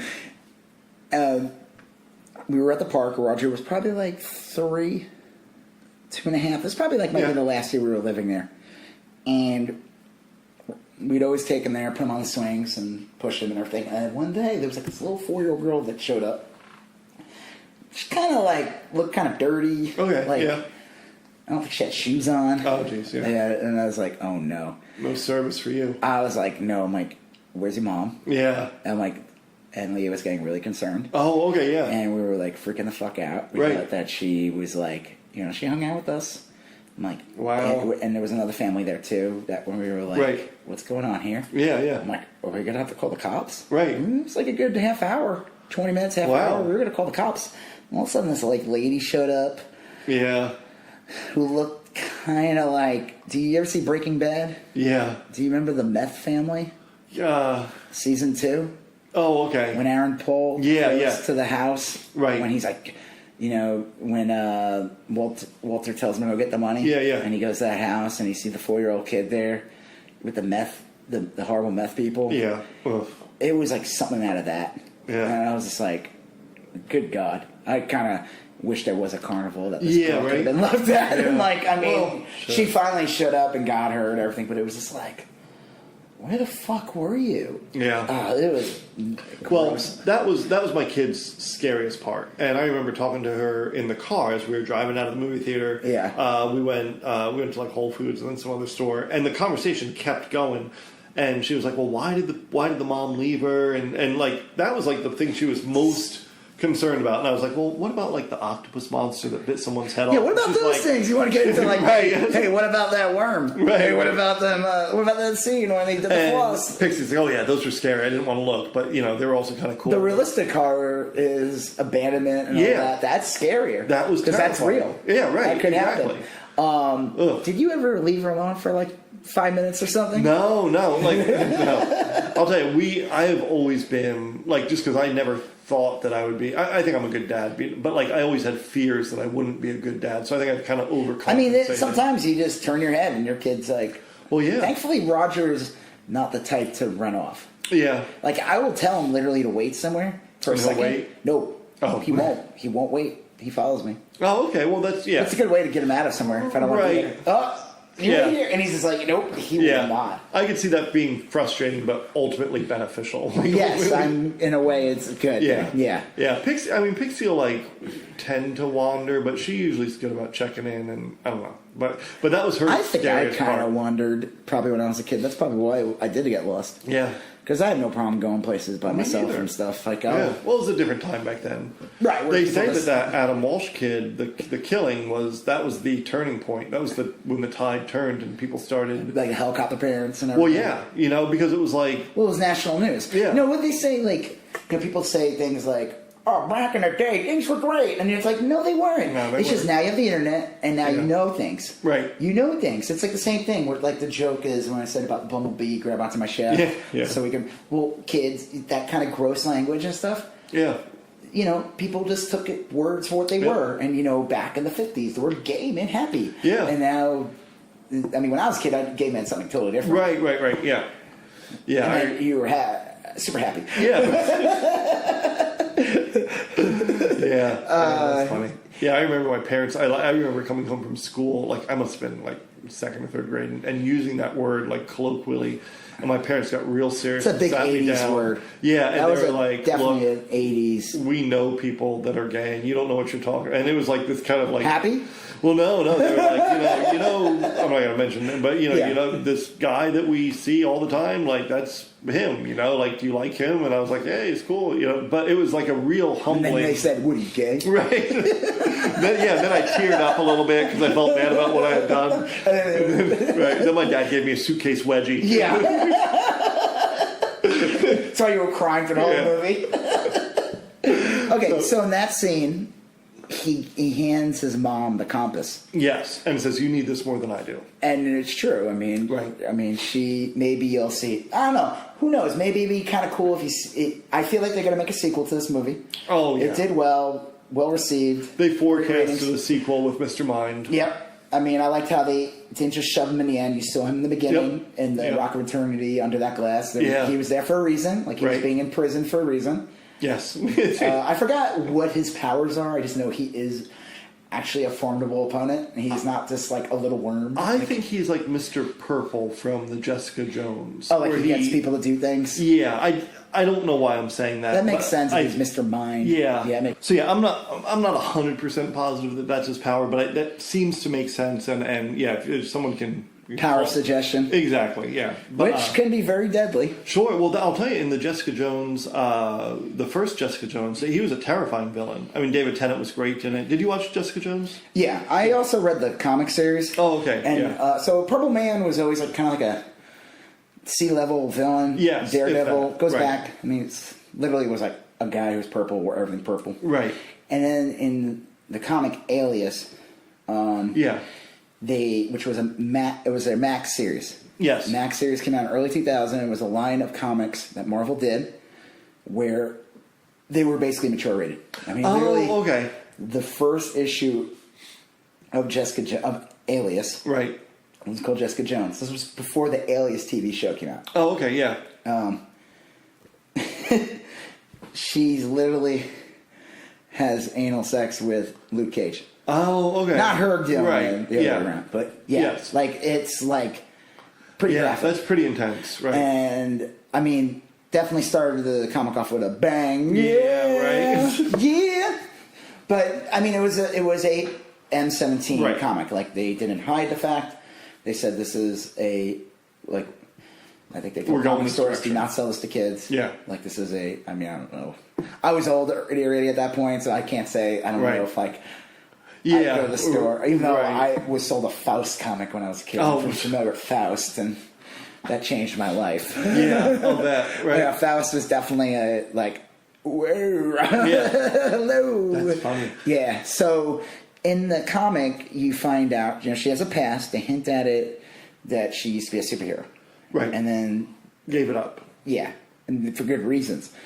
Around issue 12 or something, I don't remember when Purple Man shows up. Yeah. And they find out that for like a year or two of her life, she was a superhero called Gem, and she was an Avenger. It was total what they call retconning. Right. Where they just the character insert her into a timeline and total bullshit. Whatever. It's comic books. It doesn't work in movies though. No. When people are in comic books, people forgive that. In movies, they don't. You cannot get away with that shit in a movie. Well, some of these comic books have 70-year histories. Yeah, I mean, you got to give them a little slack. It's kind of like what they say with soap operas: every 5 years they repeat the storyline. Yeah. Movies though live forever. Yeah, and that's true. They do. They usually have a much. So Marvel will not be able to do this type of thing. Right. They kind of did it a little bit in Captain Marvel, but there was enough to play with it being in the past that it works. Yeah, you're right. And Captain Marvel is not a well-known property Captain Marvel to is the not, average person. Captain Marvel's not showing up. Well, she is now. Oh, yeah. Captain Marvel's not showing up they're not going to do a flashback and the first Avengers and Captain Marvel's there. Right, do some time travel bullshit. Which I heard that's a rumor in Endgame. That there's some time travel with the quantum. Okay, sure. So you find out that she was basically kidnapped by Mr. Purple. Right. Or taken hostage. And Mr. Purple pretty much raped her. Wrecked her. And have her do everything. Have her use her powers, because they hint that she has superpowers at the beginning. She doesn't use them. Right. She's very powerful, actually, but she won't use them, and then they hint at it, and there's a reason why she won't use her powers either. She just wants to be like a detective. Yes. And she's an alcoholic. Yep. Mr. Purple in the comic uses her for years, and then she eventually breaks free. So they did that first season of Jessica Jones on Netflix. Yeah, on Netflix. They do a good job. It's funny. He's never called Mr. Purple, and it's played by David Tennant, former Doctor Who. Yes. Great actor. Great, and he was really great in that role. Oh, he's really good in that. Yeah. And I liked how they hinted at the purple. He wore some purple clothes. He's not purple, but when he uses his power, he gets like purple veins. Yeah, which is kind of gross. Yeah. I don't want to get too far afield, but I liked of all the none of them are on Netflix anymore. But I think that they're not on there. No, they canceled. I think. But they're still on there. You can watch. Oh yeah, you can still. And there's still a Jessica Jones season 3 coming out. Yes, yeah. We're not getting paid by Netflix, right? No, but if you want to pay us, Netflix. Open to it. I know. I got an email today that said my Netflix bill's going up to like $15 a month. Really? 15? Yeah. Right. They're raising prices. You have Netflix, right? You better get some good content on Netflix. Right? So anyway, back to Shazam. Yeah. Mr. Mind's got to use his powers to trick us into paying $15 a month. Right. Well, I pay an insane amount for cable. Yeah. I got rid of cable. I'm on Hulu now. Yeah, I need to do that. You should. Anyway, so now Savannah is at the house. Right. And they're having the big fight. They're about to have the big fight. Billy's got to show up and save his family. But how'd they end up at the carnival? They ended up at the carnival. That's a good question. Does Savannah take them all to the carnival? No. Don't they? They flee to the Rock of Eternity. Oh, yeah. Okay, so the Rock of Eternity is an awesome scene. Right. And this is where they hint at Talking Tony. Yes. Talking Tony? Talking Tony? I don't remember. I know the tiger. The tiger gets played into it a lot. They open different doors in Rock Eternity, and it kind of is like each door is like a different realm. Yes. Different universe. Crocodile Head. The Crocodile Heads is it's the Wildlands. Yes. That's where Talking Tony comes from. Oh, okay. So that was they literally opened the door to that character coming into the series at some point. It's there. Right. I'm glad. At first, I was like, I kind of wish he was in the movie, but I think it would have just been way too much. It would have been like overload of characters. Would have made the story way too complicated. Yeah. They'd already introduced a bunch of characters at this point. And it was like a really good balance of like straight and silly. Yeah. You know, and I think maybe the tiger, I don't know if it would have bumped it over into silly, but like. I just think, it definitely, the next movie will be fine. Sure. I mean, if you're going to have a little worm be the main villain, that's going to be one of the main villains, then a tiger can be your friend too. Right. Well, the little worm, like the big arc in which the little worm, Mr. Mind, got introduced is he had the monster, Mr. Mind and the Monster Society of Evil or something. Right. I'm assuming, I don't know this, but like the sequel's going to be Mr. Mind assembling a group of villains. Maybe that's where, it's from those realms. Yeah, it could be. Whatever. Yeah, so he takes them there. And I guess that's where he escapes into there. Right. And I guess they're able to keep Savannah out? Yeah. Because they ask, they go into the Rock of Eternity and then they ask Billy to think of somewhere and transport him. And Billy thinks of the booty trap, or what is it called? Oh, yeah, okay. So he basically tells them, doesn't he tell them to, you see the empty chairs in the Rock of Eternity? There's 7 chairs. Right. Right? Sure. Or 6 chairs. Something like that, yeah. I think it's 6. When do they all turn into their own? Is that? That's at the very end. It looks. So that's in the carnival when they turn into everybody. Yeah. Okay. So they're aware. Well, at this point, when they're trying to escape the villain, they're in the Rock of Eternity. They start opening these doors. Nobody can get out. Nobody knows where they're going. And they tell. One of them asks Billy, "Hey, how'd you get out before?" Yeah. And he's like, "I just thought of something and I went there."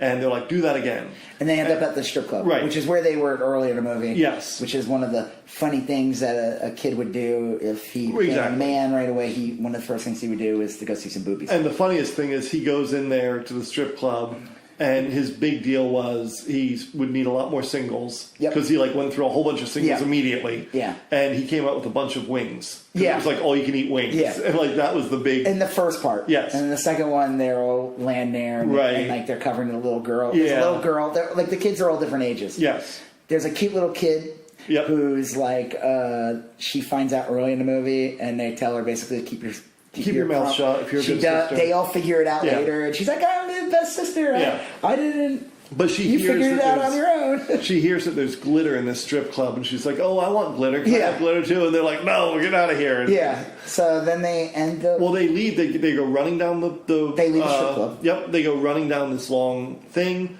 Freddy can't run quickly, so Shazam picks him up, carries him, and then they're at a carnival. Yeah. And they see the carnival, and then they... And Santa's there, too. Yes. Santa was there earlier. Right. There's a Santa reference. It's weird. Did you And the mall. There's a Santa reference. Was this movie delayed? Was this postponed? I don't think so. It was always supposed to come out in spring, but it feels like a Christmas movie. It feels like a Christmas movie. It takes place in December, early December. Multiple they talk Santa about Christmas. sightings. Yeah. There's a scene at the mall where people are clearly Christmas shopping. I mean, I knew when the movie was released, for like a year now, they said this movie was coming out in April. Okay. I think it would have been fine in Christmas time, but I think because they had Aquaman already coming out, they probably will. Who cares? Christmas is... you know what? When it comes out... You know what? You can watch it at home during Christmas. Right. I'm just saying it seemed like a Christmas movie. Like, that was very intentional. Like, they're going to be like, we're going to film... It's going to be a winter time... It's a winter set movie. Not like it's like freezing and snow, but it's not a summer movie. No, it's not. Literally, the movie does not take place in the summer. Yeah, like everything, they're all wearing jackets. Yep. It's like one of the rare movies in which they dress appropriately the entire time. Like the...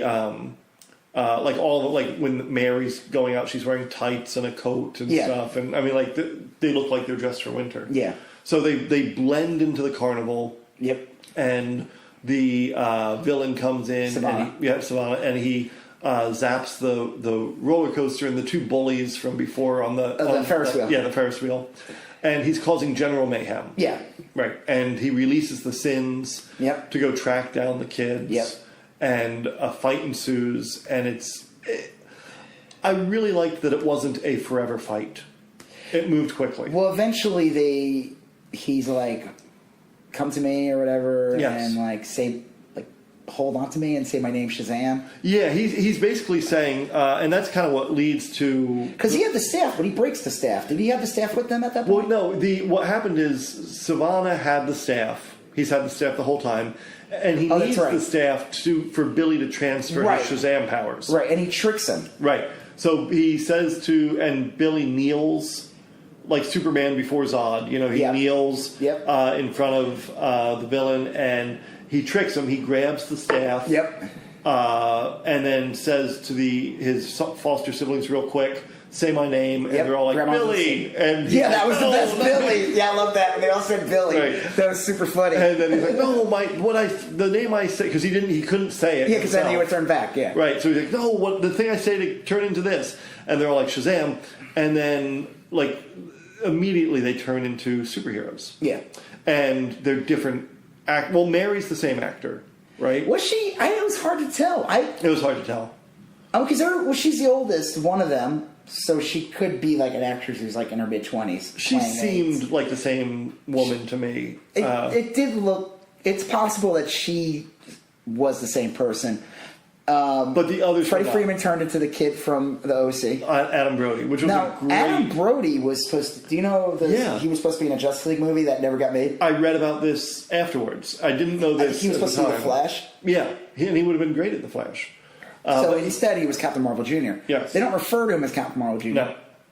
But he was so good. He looked like the kid. Yeah. It was like it took me a second. I was like, oh, wait. And it took me a minute. Yeah. But I was like, this is so perfect. I like that the littlest kid, the Asian kid, ended up being like the tallest. Yeah, yeah. And obviously the other kid was fat, and he wasn't fat anymore. Right, but he was like... chunky. He was clearly like... He was not cut like a superhero. He was bulky still. Yeah. But he wasn't like... He wasn't overweight, yeah. No. And then the little girl turned into, probably like an 18-year-old or something. But it was hilarious because she caught Santa and said, I've been a good girl all year. Yeah, Santa's just freaking the fuck out. Yeah. Because Santa, this unfortunate guy pretending to be Santa. He's like, wherever... He was at the mall originally where he was giving a wish. He tells a kid. Yeah. And that's when... Oh, yeah, because the fight... Okay, so do you remember the fight scene in Man of Steel?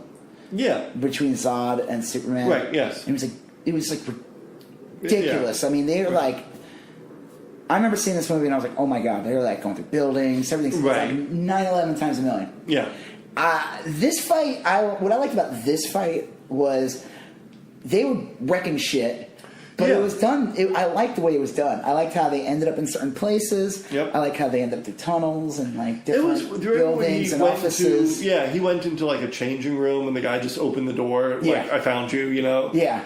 They were like flying. They were causing mayhem too. Yeah. And then that's when they flew right out from Santa, and he was like, "Ah!" Right. The guy was freaking the fuck out. And then he just happens to be at this carnival as Santa. Yes. And he's witnessing all this stuff again, and he's still freaking the fuck out. Yeah. This shit was so funny. Hey, so when we're like recounting this whole movie. Yeah. It's kind of funny. We should just call this podcast like the summarization. Summarization, yeah. But like, do you ever see? Remember that skit? Chris Farley. Yeah, he interviewed someone. He did one with Paul McCartney. And he'd be like, "Do you remember when you?" Like that's like probably one of the most brilliant skits. Yeah. It's so stupid. It is really good though. But it's just like it's perfect. Just like, he's just like that's his interview. Scott. Yeah. It's just like, you remember when you did this and you did that. Yeah. Well, look. This movie is like an odd one because it's almost a movie about comic books. You know, I mean, I don't mean to sound like all weird deep about it, but like, no, it was a movie like about, I don't know, when I watched it, I was like, this is how I remember feeling when I was reading comic books, or all the little parts of it had an origin story, it had some monsters, it had two big themes, like, you know, don't be greedy or envious, and love your family. You know, well, it's the seven sins. Yeah. And they're the bad guys. Yeah. And you know, and family could be anywhere. Yeah. Doesn't have to be kin. Doesn't have to be blood related. Doesn't, you know, your parents are not going to, you know, some people are just not good parents. Right. Foster, you know, the foster system, I'll tell you the one thing I love about this movie is I think it's a great, I hope some people see it. And, like foster kid or something? Or, well, I don't want people to just like go and start fostering kids like I saw a movie. I'll foster. Yeah, like that. No, please don't do that. It takes a lot to foster a kid. Yeah, we thought about doing it years ago. We attended a meeting. Okay, sure. Regardless, it's not like I'm adopting a Chihuahua. No.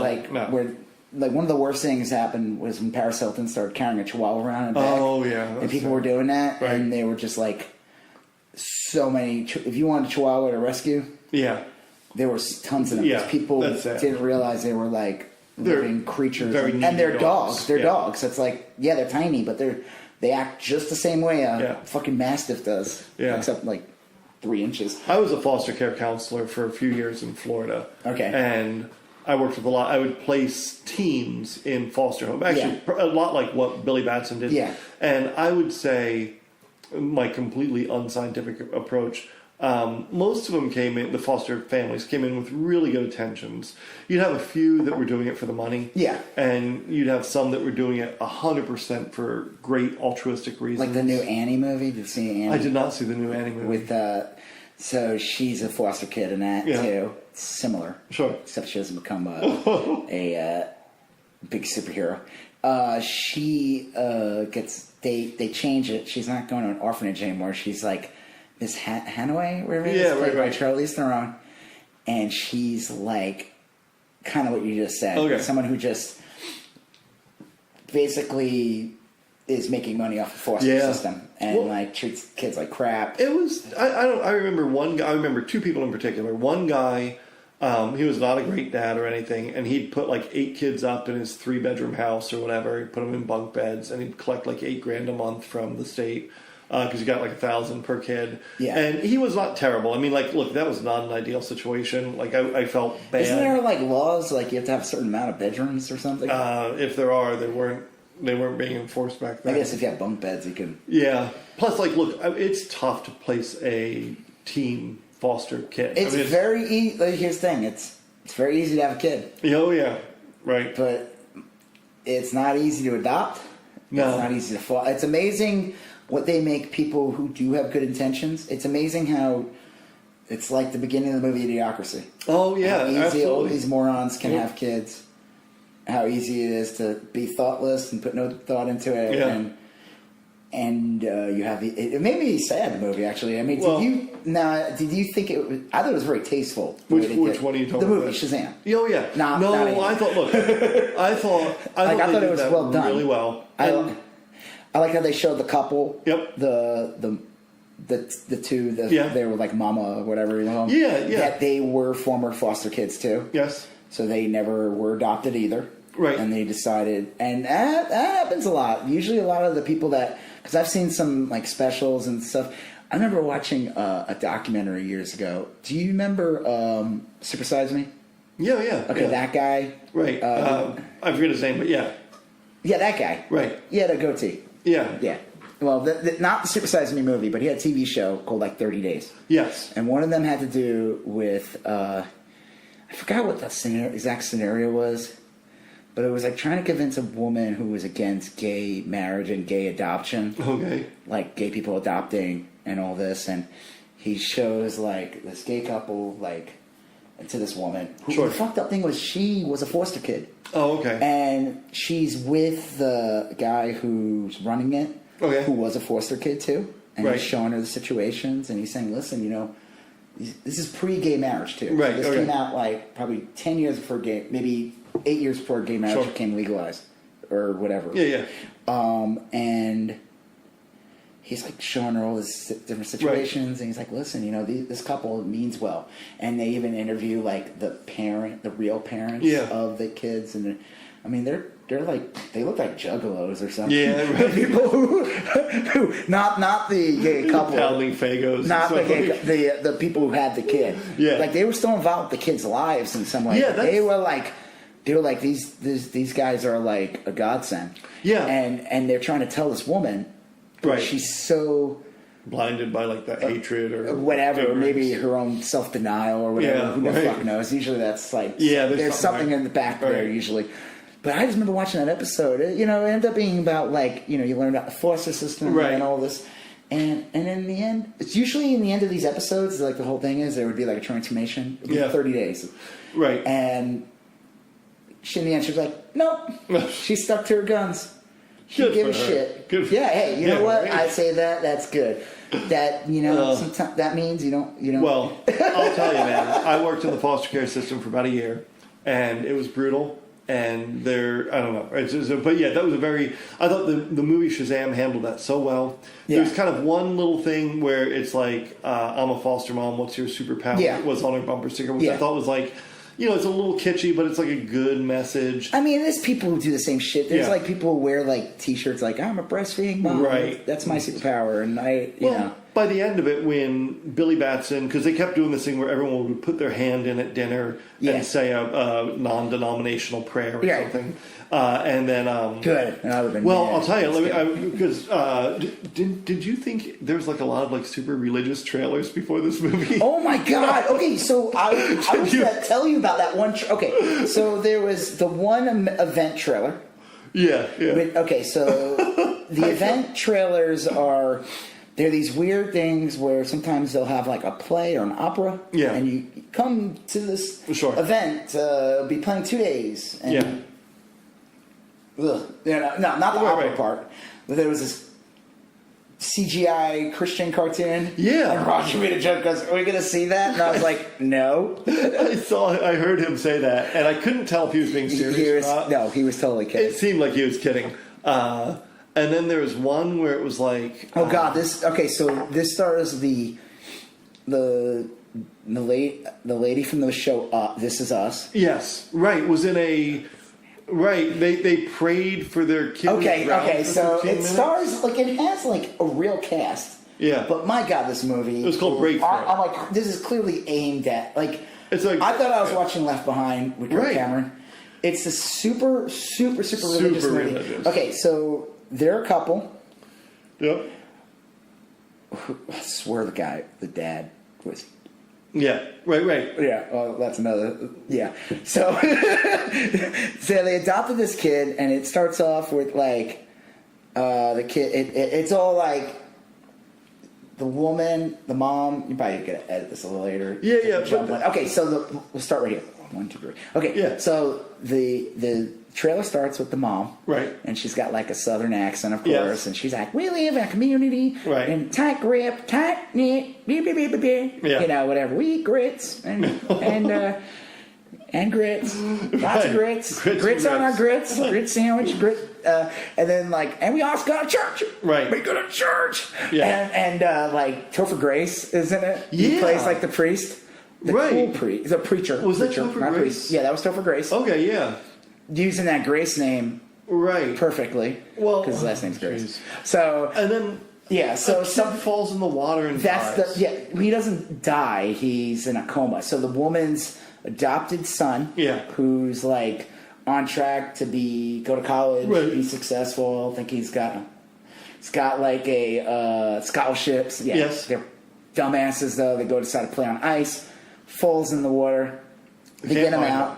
They're like, listen, he's been in there 15 minutes. That's usually like. They're like, this is a recovery, not a rescue. Yeah, and pretty much. And the doctor's trying to like tell her like we'll do our best, and she's like, well, what did she say? She said something about the power of prayer will be the thing that saves them. She said like I'm gonna pray, or the God will make sure you rescue my kid or something. And I was just like, God, this movie's painful. It was like so over the top. You didn't see. I don't know if you saw the full trailer that I saw, because I did see this. And again, we're in Texas. Flower Mound, Highland Village.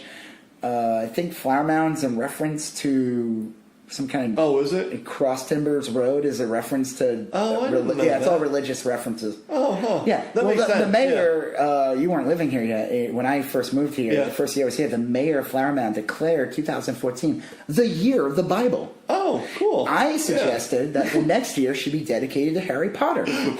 And then the next year should be the, he, what did he say? He said something really, he was talking about, the year. we have to beware, because, one of the things, there's a lot of people moving in. Sure. Companies, Texas it's growing. Yeah. So we get people from out of states. Sure. Bring different ideas, different views. Yeah. And he said, I love it. It's like the way he's talking. I felt like this guy was trying to get this mayor was definitely gunning for a bigger position. Like he's trying to be like a state senator, something. Sure. Congressman. Yeah. He's trying to get eyes of the GOP. Right. And he starts going on about how we're being invaded by people that are crossing the Red River. Oh, mercy. And that just sounds like there is a thing called the Red River. Sure. I think it's in Oklahoma.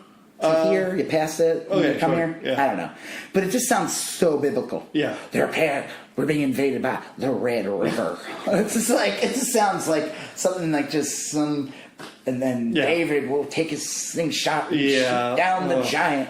Okay, so in this trailer that we unfortunately got to watch, there's a scene where she's in a storm.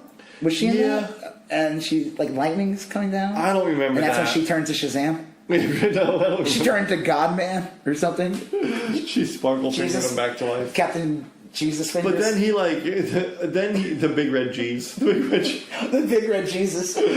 But then that was a rough one. And then there was the only good trailer in the mix was that Dora the Explorer remake. That trailer is possibly the funniest trailer because, this is what I loved about that trailer. Yeah. Was that people, the day it premiered online, people were thought it was a joke. Oh, really? They thought it was an April Fool's joke.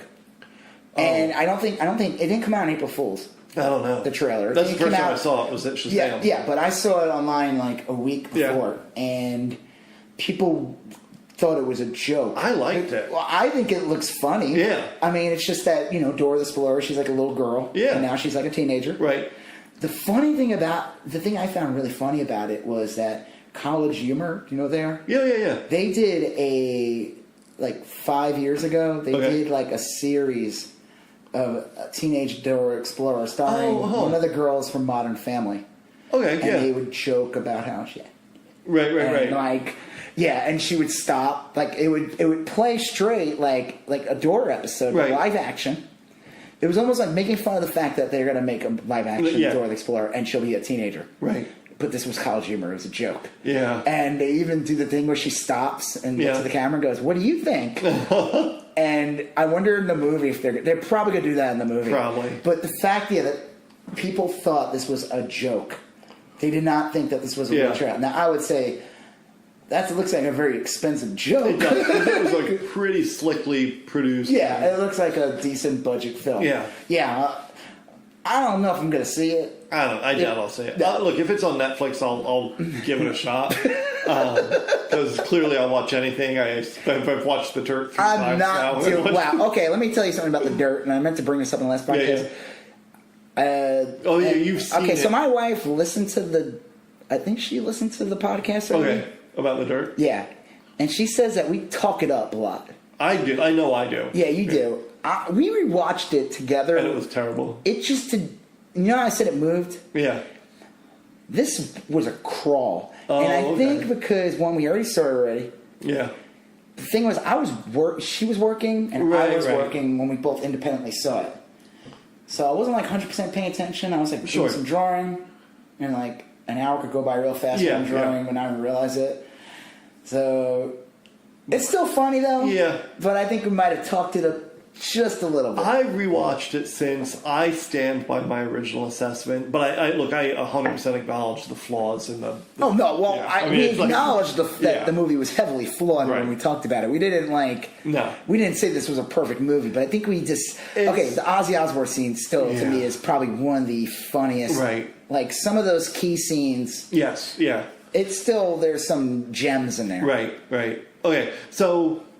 I guess to circle back to foster kids. I think when Billy finally at the end, this is why we got off, because I said they had this non-denominational prayer. Yeah. And he finally said, like, I'm home or something like that. It felt earned. Well, do you remember when they all said in the end, well, it was the power of Jesus? No, but at the end, like, when Billy said, I'm home, I was like, they really laid the groundwork for the foster family being decent, and the foster family, or the theme of family. Well, they already were decent. It was just he was the one that needed to right. But he ended up also being like a linchpin. Yeah, yeah. Like he helped tie them all together, and I guess Mary Marvel's not going anywhere. I don't know. I mean, she didn't want to leave. She didn't want to leave. I like that they brought up too, because she seemed like this perfect kid, but they even say later on that she ran away twice. Yes, yeah. When they first got their mitts on her. Right. And but it did look, it seemed like, and that was, it's weird because that, the villain came in and said how quaint about their home. And he called it a shithole, basically. Like, no, it's a shithole. And it wasn't a terrible I mean, it's a big house. It's a little rundown. Yeah. You see the rundownness, but. Right. But it was like, look, they're not cramped in this. No. It's like, it looks like a house that like a fraternity would have.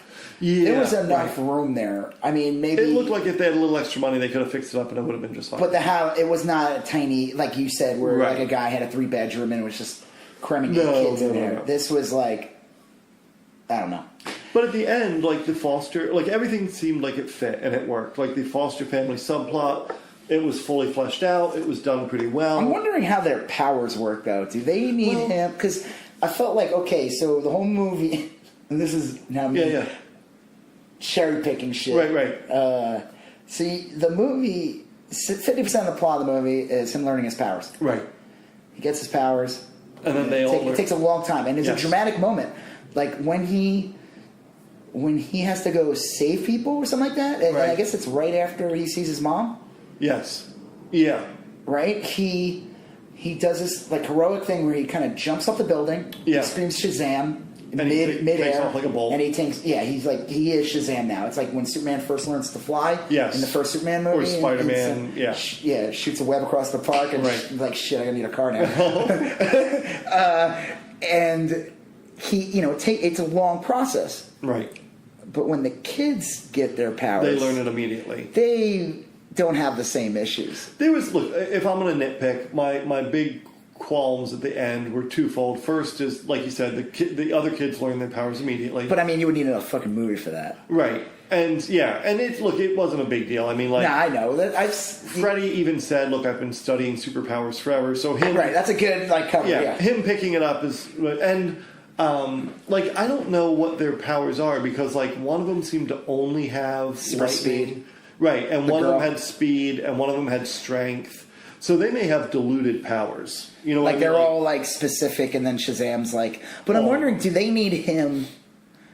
Because like in the end of the movie when he shows up at the school. Right. I mean, technically, Freddie Freeman can become. But do they? It's like, do they need him to become? Like, they can't just say Shazam on their own. Like, I don't know, because I was thought it a that one too. time? I'm wondering if it was like you're gonna find out in the sequel. Right. It was a one-time thing. Maybe they'll figure out because he breaks the staff. Yeah. And but maybe it was a one-time thing only. Yeah, that doesn't make sense. But it'll come. No, I mean, I think it's a good way to have a kind of a hurdle for them to in the second movie. Like, right. You know, if he is, let's say, the Monster Man and everything. Sure. Like, these kids don't, or they need to like actually learn how their powers are. I don't know, some kind of. They got to learn. Obstacle. There needs to be an obstacle because it's like the same thing I said about Aquaman or just like any of these movies where like the guy finds out what he is, and then he's like super powerful. It's like the Matrix. In the end of the Matrix, he's like God mode, and then it's like, well, in the second one, Neo is just they got to like, dial him back, and they did, but people complained about it. But at the same time, it's like, okay, well. I mean, we made him fly, made him super strong, but if he can do what he could do 100%, we don't have a fucking movie. That was perplexing. Like, why didn't Freddy become Captain Marvel Jr., go to the school and say, hey, I know Freddy? You know what I mean? Like, if he was sitting at the table all movie. Well, no one knows who these fucking characters are, though. No, but it would have even though they probably were YouTubing that carnival. Okay, so regardless, that's nitpicking. Yeah, oh yeah. So I think they'll touch on that. I have a feeling that they need him to. They can't just independently become. Okay, I would buy that. I would prefer that at least in the beginning. I know that Captain Marvel in the comics, it's like Captain Marvel Jr. would go on his own adventures. Right. Mary of Marvel would go on her own adventures. They did something cool storyline, like there was this comic called Final Crisis. Oh, okay. Where they made her evil. Because she was like pure. And is that when she had the Black Adam outfit? Kind of, yeah. There was two different versions. It was like, there was a series called like, it was like Final Crisis, but then there was like a weekly series, and she just has like the black outfit. But then in like the Final Crisis, they gave her like a crazier outfit. Yeah. She had like a shaved head with like pigtails. Oh, and, like they went even further. But okay, regardless, the thing I liked about the two characters, Savannah and Captain Marvel, we're gonna wrap it up soon. Right. I liked that they showed how each one reacted. It's almost like Savannah is like a path that if Billy kept on going, could have been him. He would be Savannah. Yeah, because they both had difficult relationship with parents and stuff. I mean, like, right. Billy could have been Savannah, but he wasn't. And it's like I said, it's funny because at first I was like, oh, that's kind of stupid. It made sense. Like what Savannah did in The Rock of Eternity, it left Shazam no point but to be like, okay, you're it. But maybe he knew. Maybe he knew deep down that Billy was a really good kid. Yeah. He could see it. And he was able to see that Savannah was not a good kid. Well, that he did have evil inside of him. I would imagine the searching spell, your seeking spell, or whatever. It wasn't just going to grab random people. It probably like grabbed people that were like likely to do well. Yeah. Right? I mean, like it wasn't just going to grab like, me. Right. Or, it was just going to grab like, okay, these are people that might fit the bill. I went there. Yeah. And I was just talking to that worm the whole time. Right. And then he's like, tapping on his little glass. Yeah. Like, hey, what's up? What's up? And he's just like, get the fuck out of here. Yeah. Right. Yeah. So. Well, look, I didn't get to be a Captain Marvel or Captain Shazam.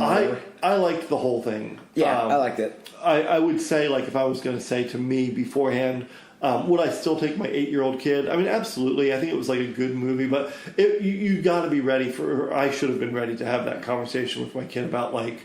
There's some that's what I liked about this movie.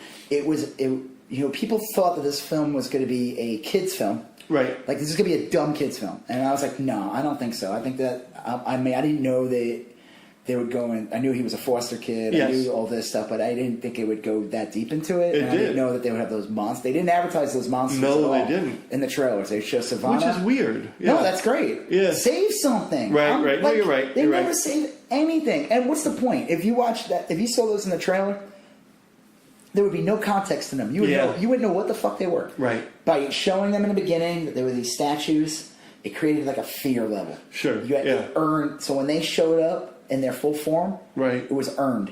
Yeah. And that's a rare thing, I feel like, today's movies, where things are earned. Yeah. Like, I agree.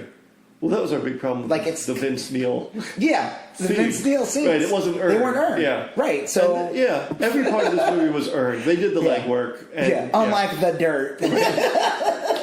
Yeah. Which we will compare every Right. movie now to I The think Dirt. that's probably my lot in life is to compare. But, how does it stack up against The Machine Gun Kelly's portrayal of Tommy Lee? And Machine Gun... Oh, that's his I think name. that's his name. Oh, I have no Yeah. idea. I thought that was a fighter. No, I think it's a rapper. Oh. I have no idea who this guy is. What's confusing you probably is that he doesn't have the name Lil in front of him. Right. Like, They're all rappers. Well, if he Right. did, he would have tattoos all over his face. yes. Little ice cream. Yeah. Little scoop. Little scoop. Little single, All right, little single so serve. what are we? We're winding up Shazam? Yeah, I mean, Right, like I yeah. said, I thought great villain, great Yeah. plot. I'm sure there's people who are going to cherry pick things. Sure. Whatever. But Oh, yeah, overall, yeah. it's enjoyable. I would see it again. I will. Yeah. I highly recommend it. Yeah. I know yeah. this is not really It's not a review show, but we kind of reviewed it. yeah, this one was a weird one, and I think when I was thinking about how I would approach this, talking about it, I was like, I can't help but come at this from like the perspective of a fan. Yeah. In a good way. I think I don't know if you saw it. I posted a picture of myself dressed as Shazam. Yeah. When I was Not now. No. Not now. You gotta make that When I was clear. like 'cause- 4 years old, I mean, the Shazam's been like a part of my life, like for a long. Yeah, long you know what's time, funny? Like you the know? Shazam TV series, like I'm only Yeah. that show was gone. I don't even think I ever saw reruns of it. No, it was like a season one and done. Well, there was a couple seasons, and it was Shazam and ISIS. Yep. Yeah. And again, this was and I know people who said like they remember the show. Oh, it was yeah. like a big deal back then. I don't remember it getting replayed in the '80s like the Hulk did, or even like I saw remember the Spider-Man TV series? Yeah, Nicholas Hammond. Like yeah. that. Nicholas Hammond. I think you brought him up before. I love that. Yeah. He's always Spider-Man. I remember that series. Yeah. And I think it was like one season. Probably. It was remember- on Monday nights, I think, like at 8 or 9. But it got repeated too. Oh, yeah. But I don't remember ever seeing that Shazam show ever. They used to with Spider-Man. I think they would do like episodes where it was like 2-part episodes, and then they'd repackage them as TV movies. The guy who played Billy Batson, like, I was watching, what's that? There's a Kevin Smith show. They canceled yeah. it. They canceled it. The comic store. Okay. I know what you're talking about. Okay, yeah. well, one of the guys who works there was like, I need a day off. Right. Of course, the shit's so heavily scripted. Sure. It's so... All these reality shows are scripted. Yeah. It's such a crock of shit. Because I know an artist who was playing a clip Okay. of him on the show, and he was like, "Yeah, I was originally supposed to do this, and they just had me do this instead." And I left a comment on his page, and I said, "I thought people just randomly walked in there, and they just hit record." No.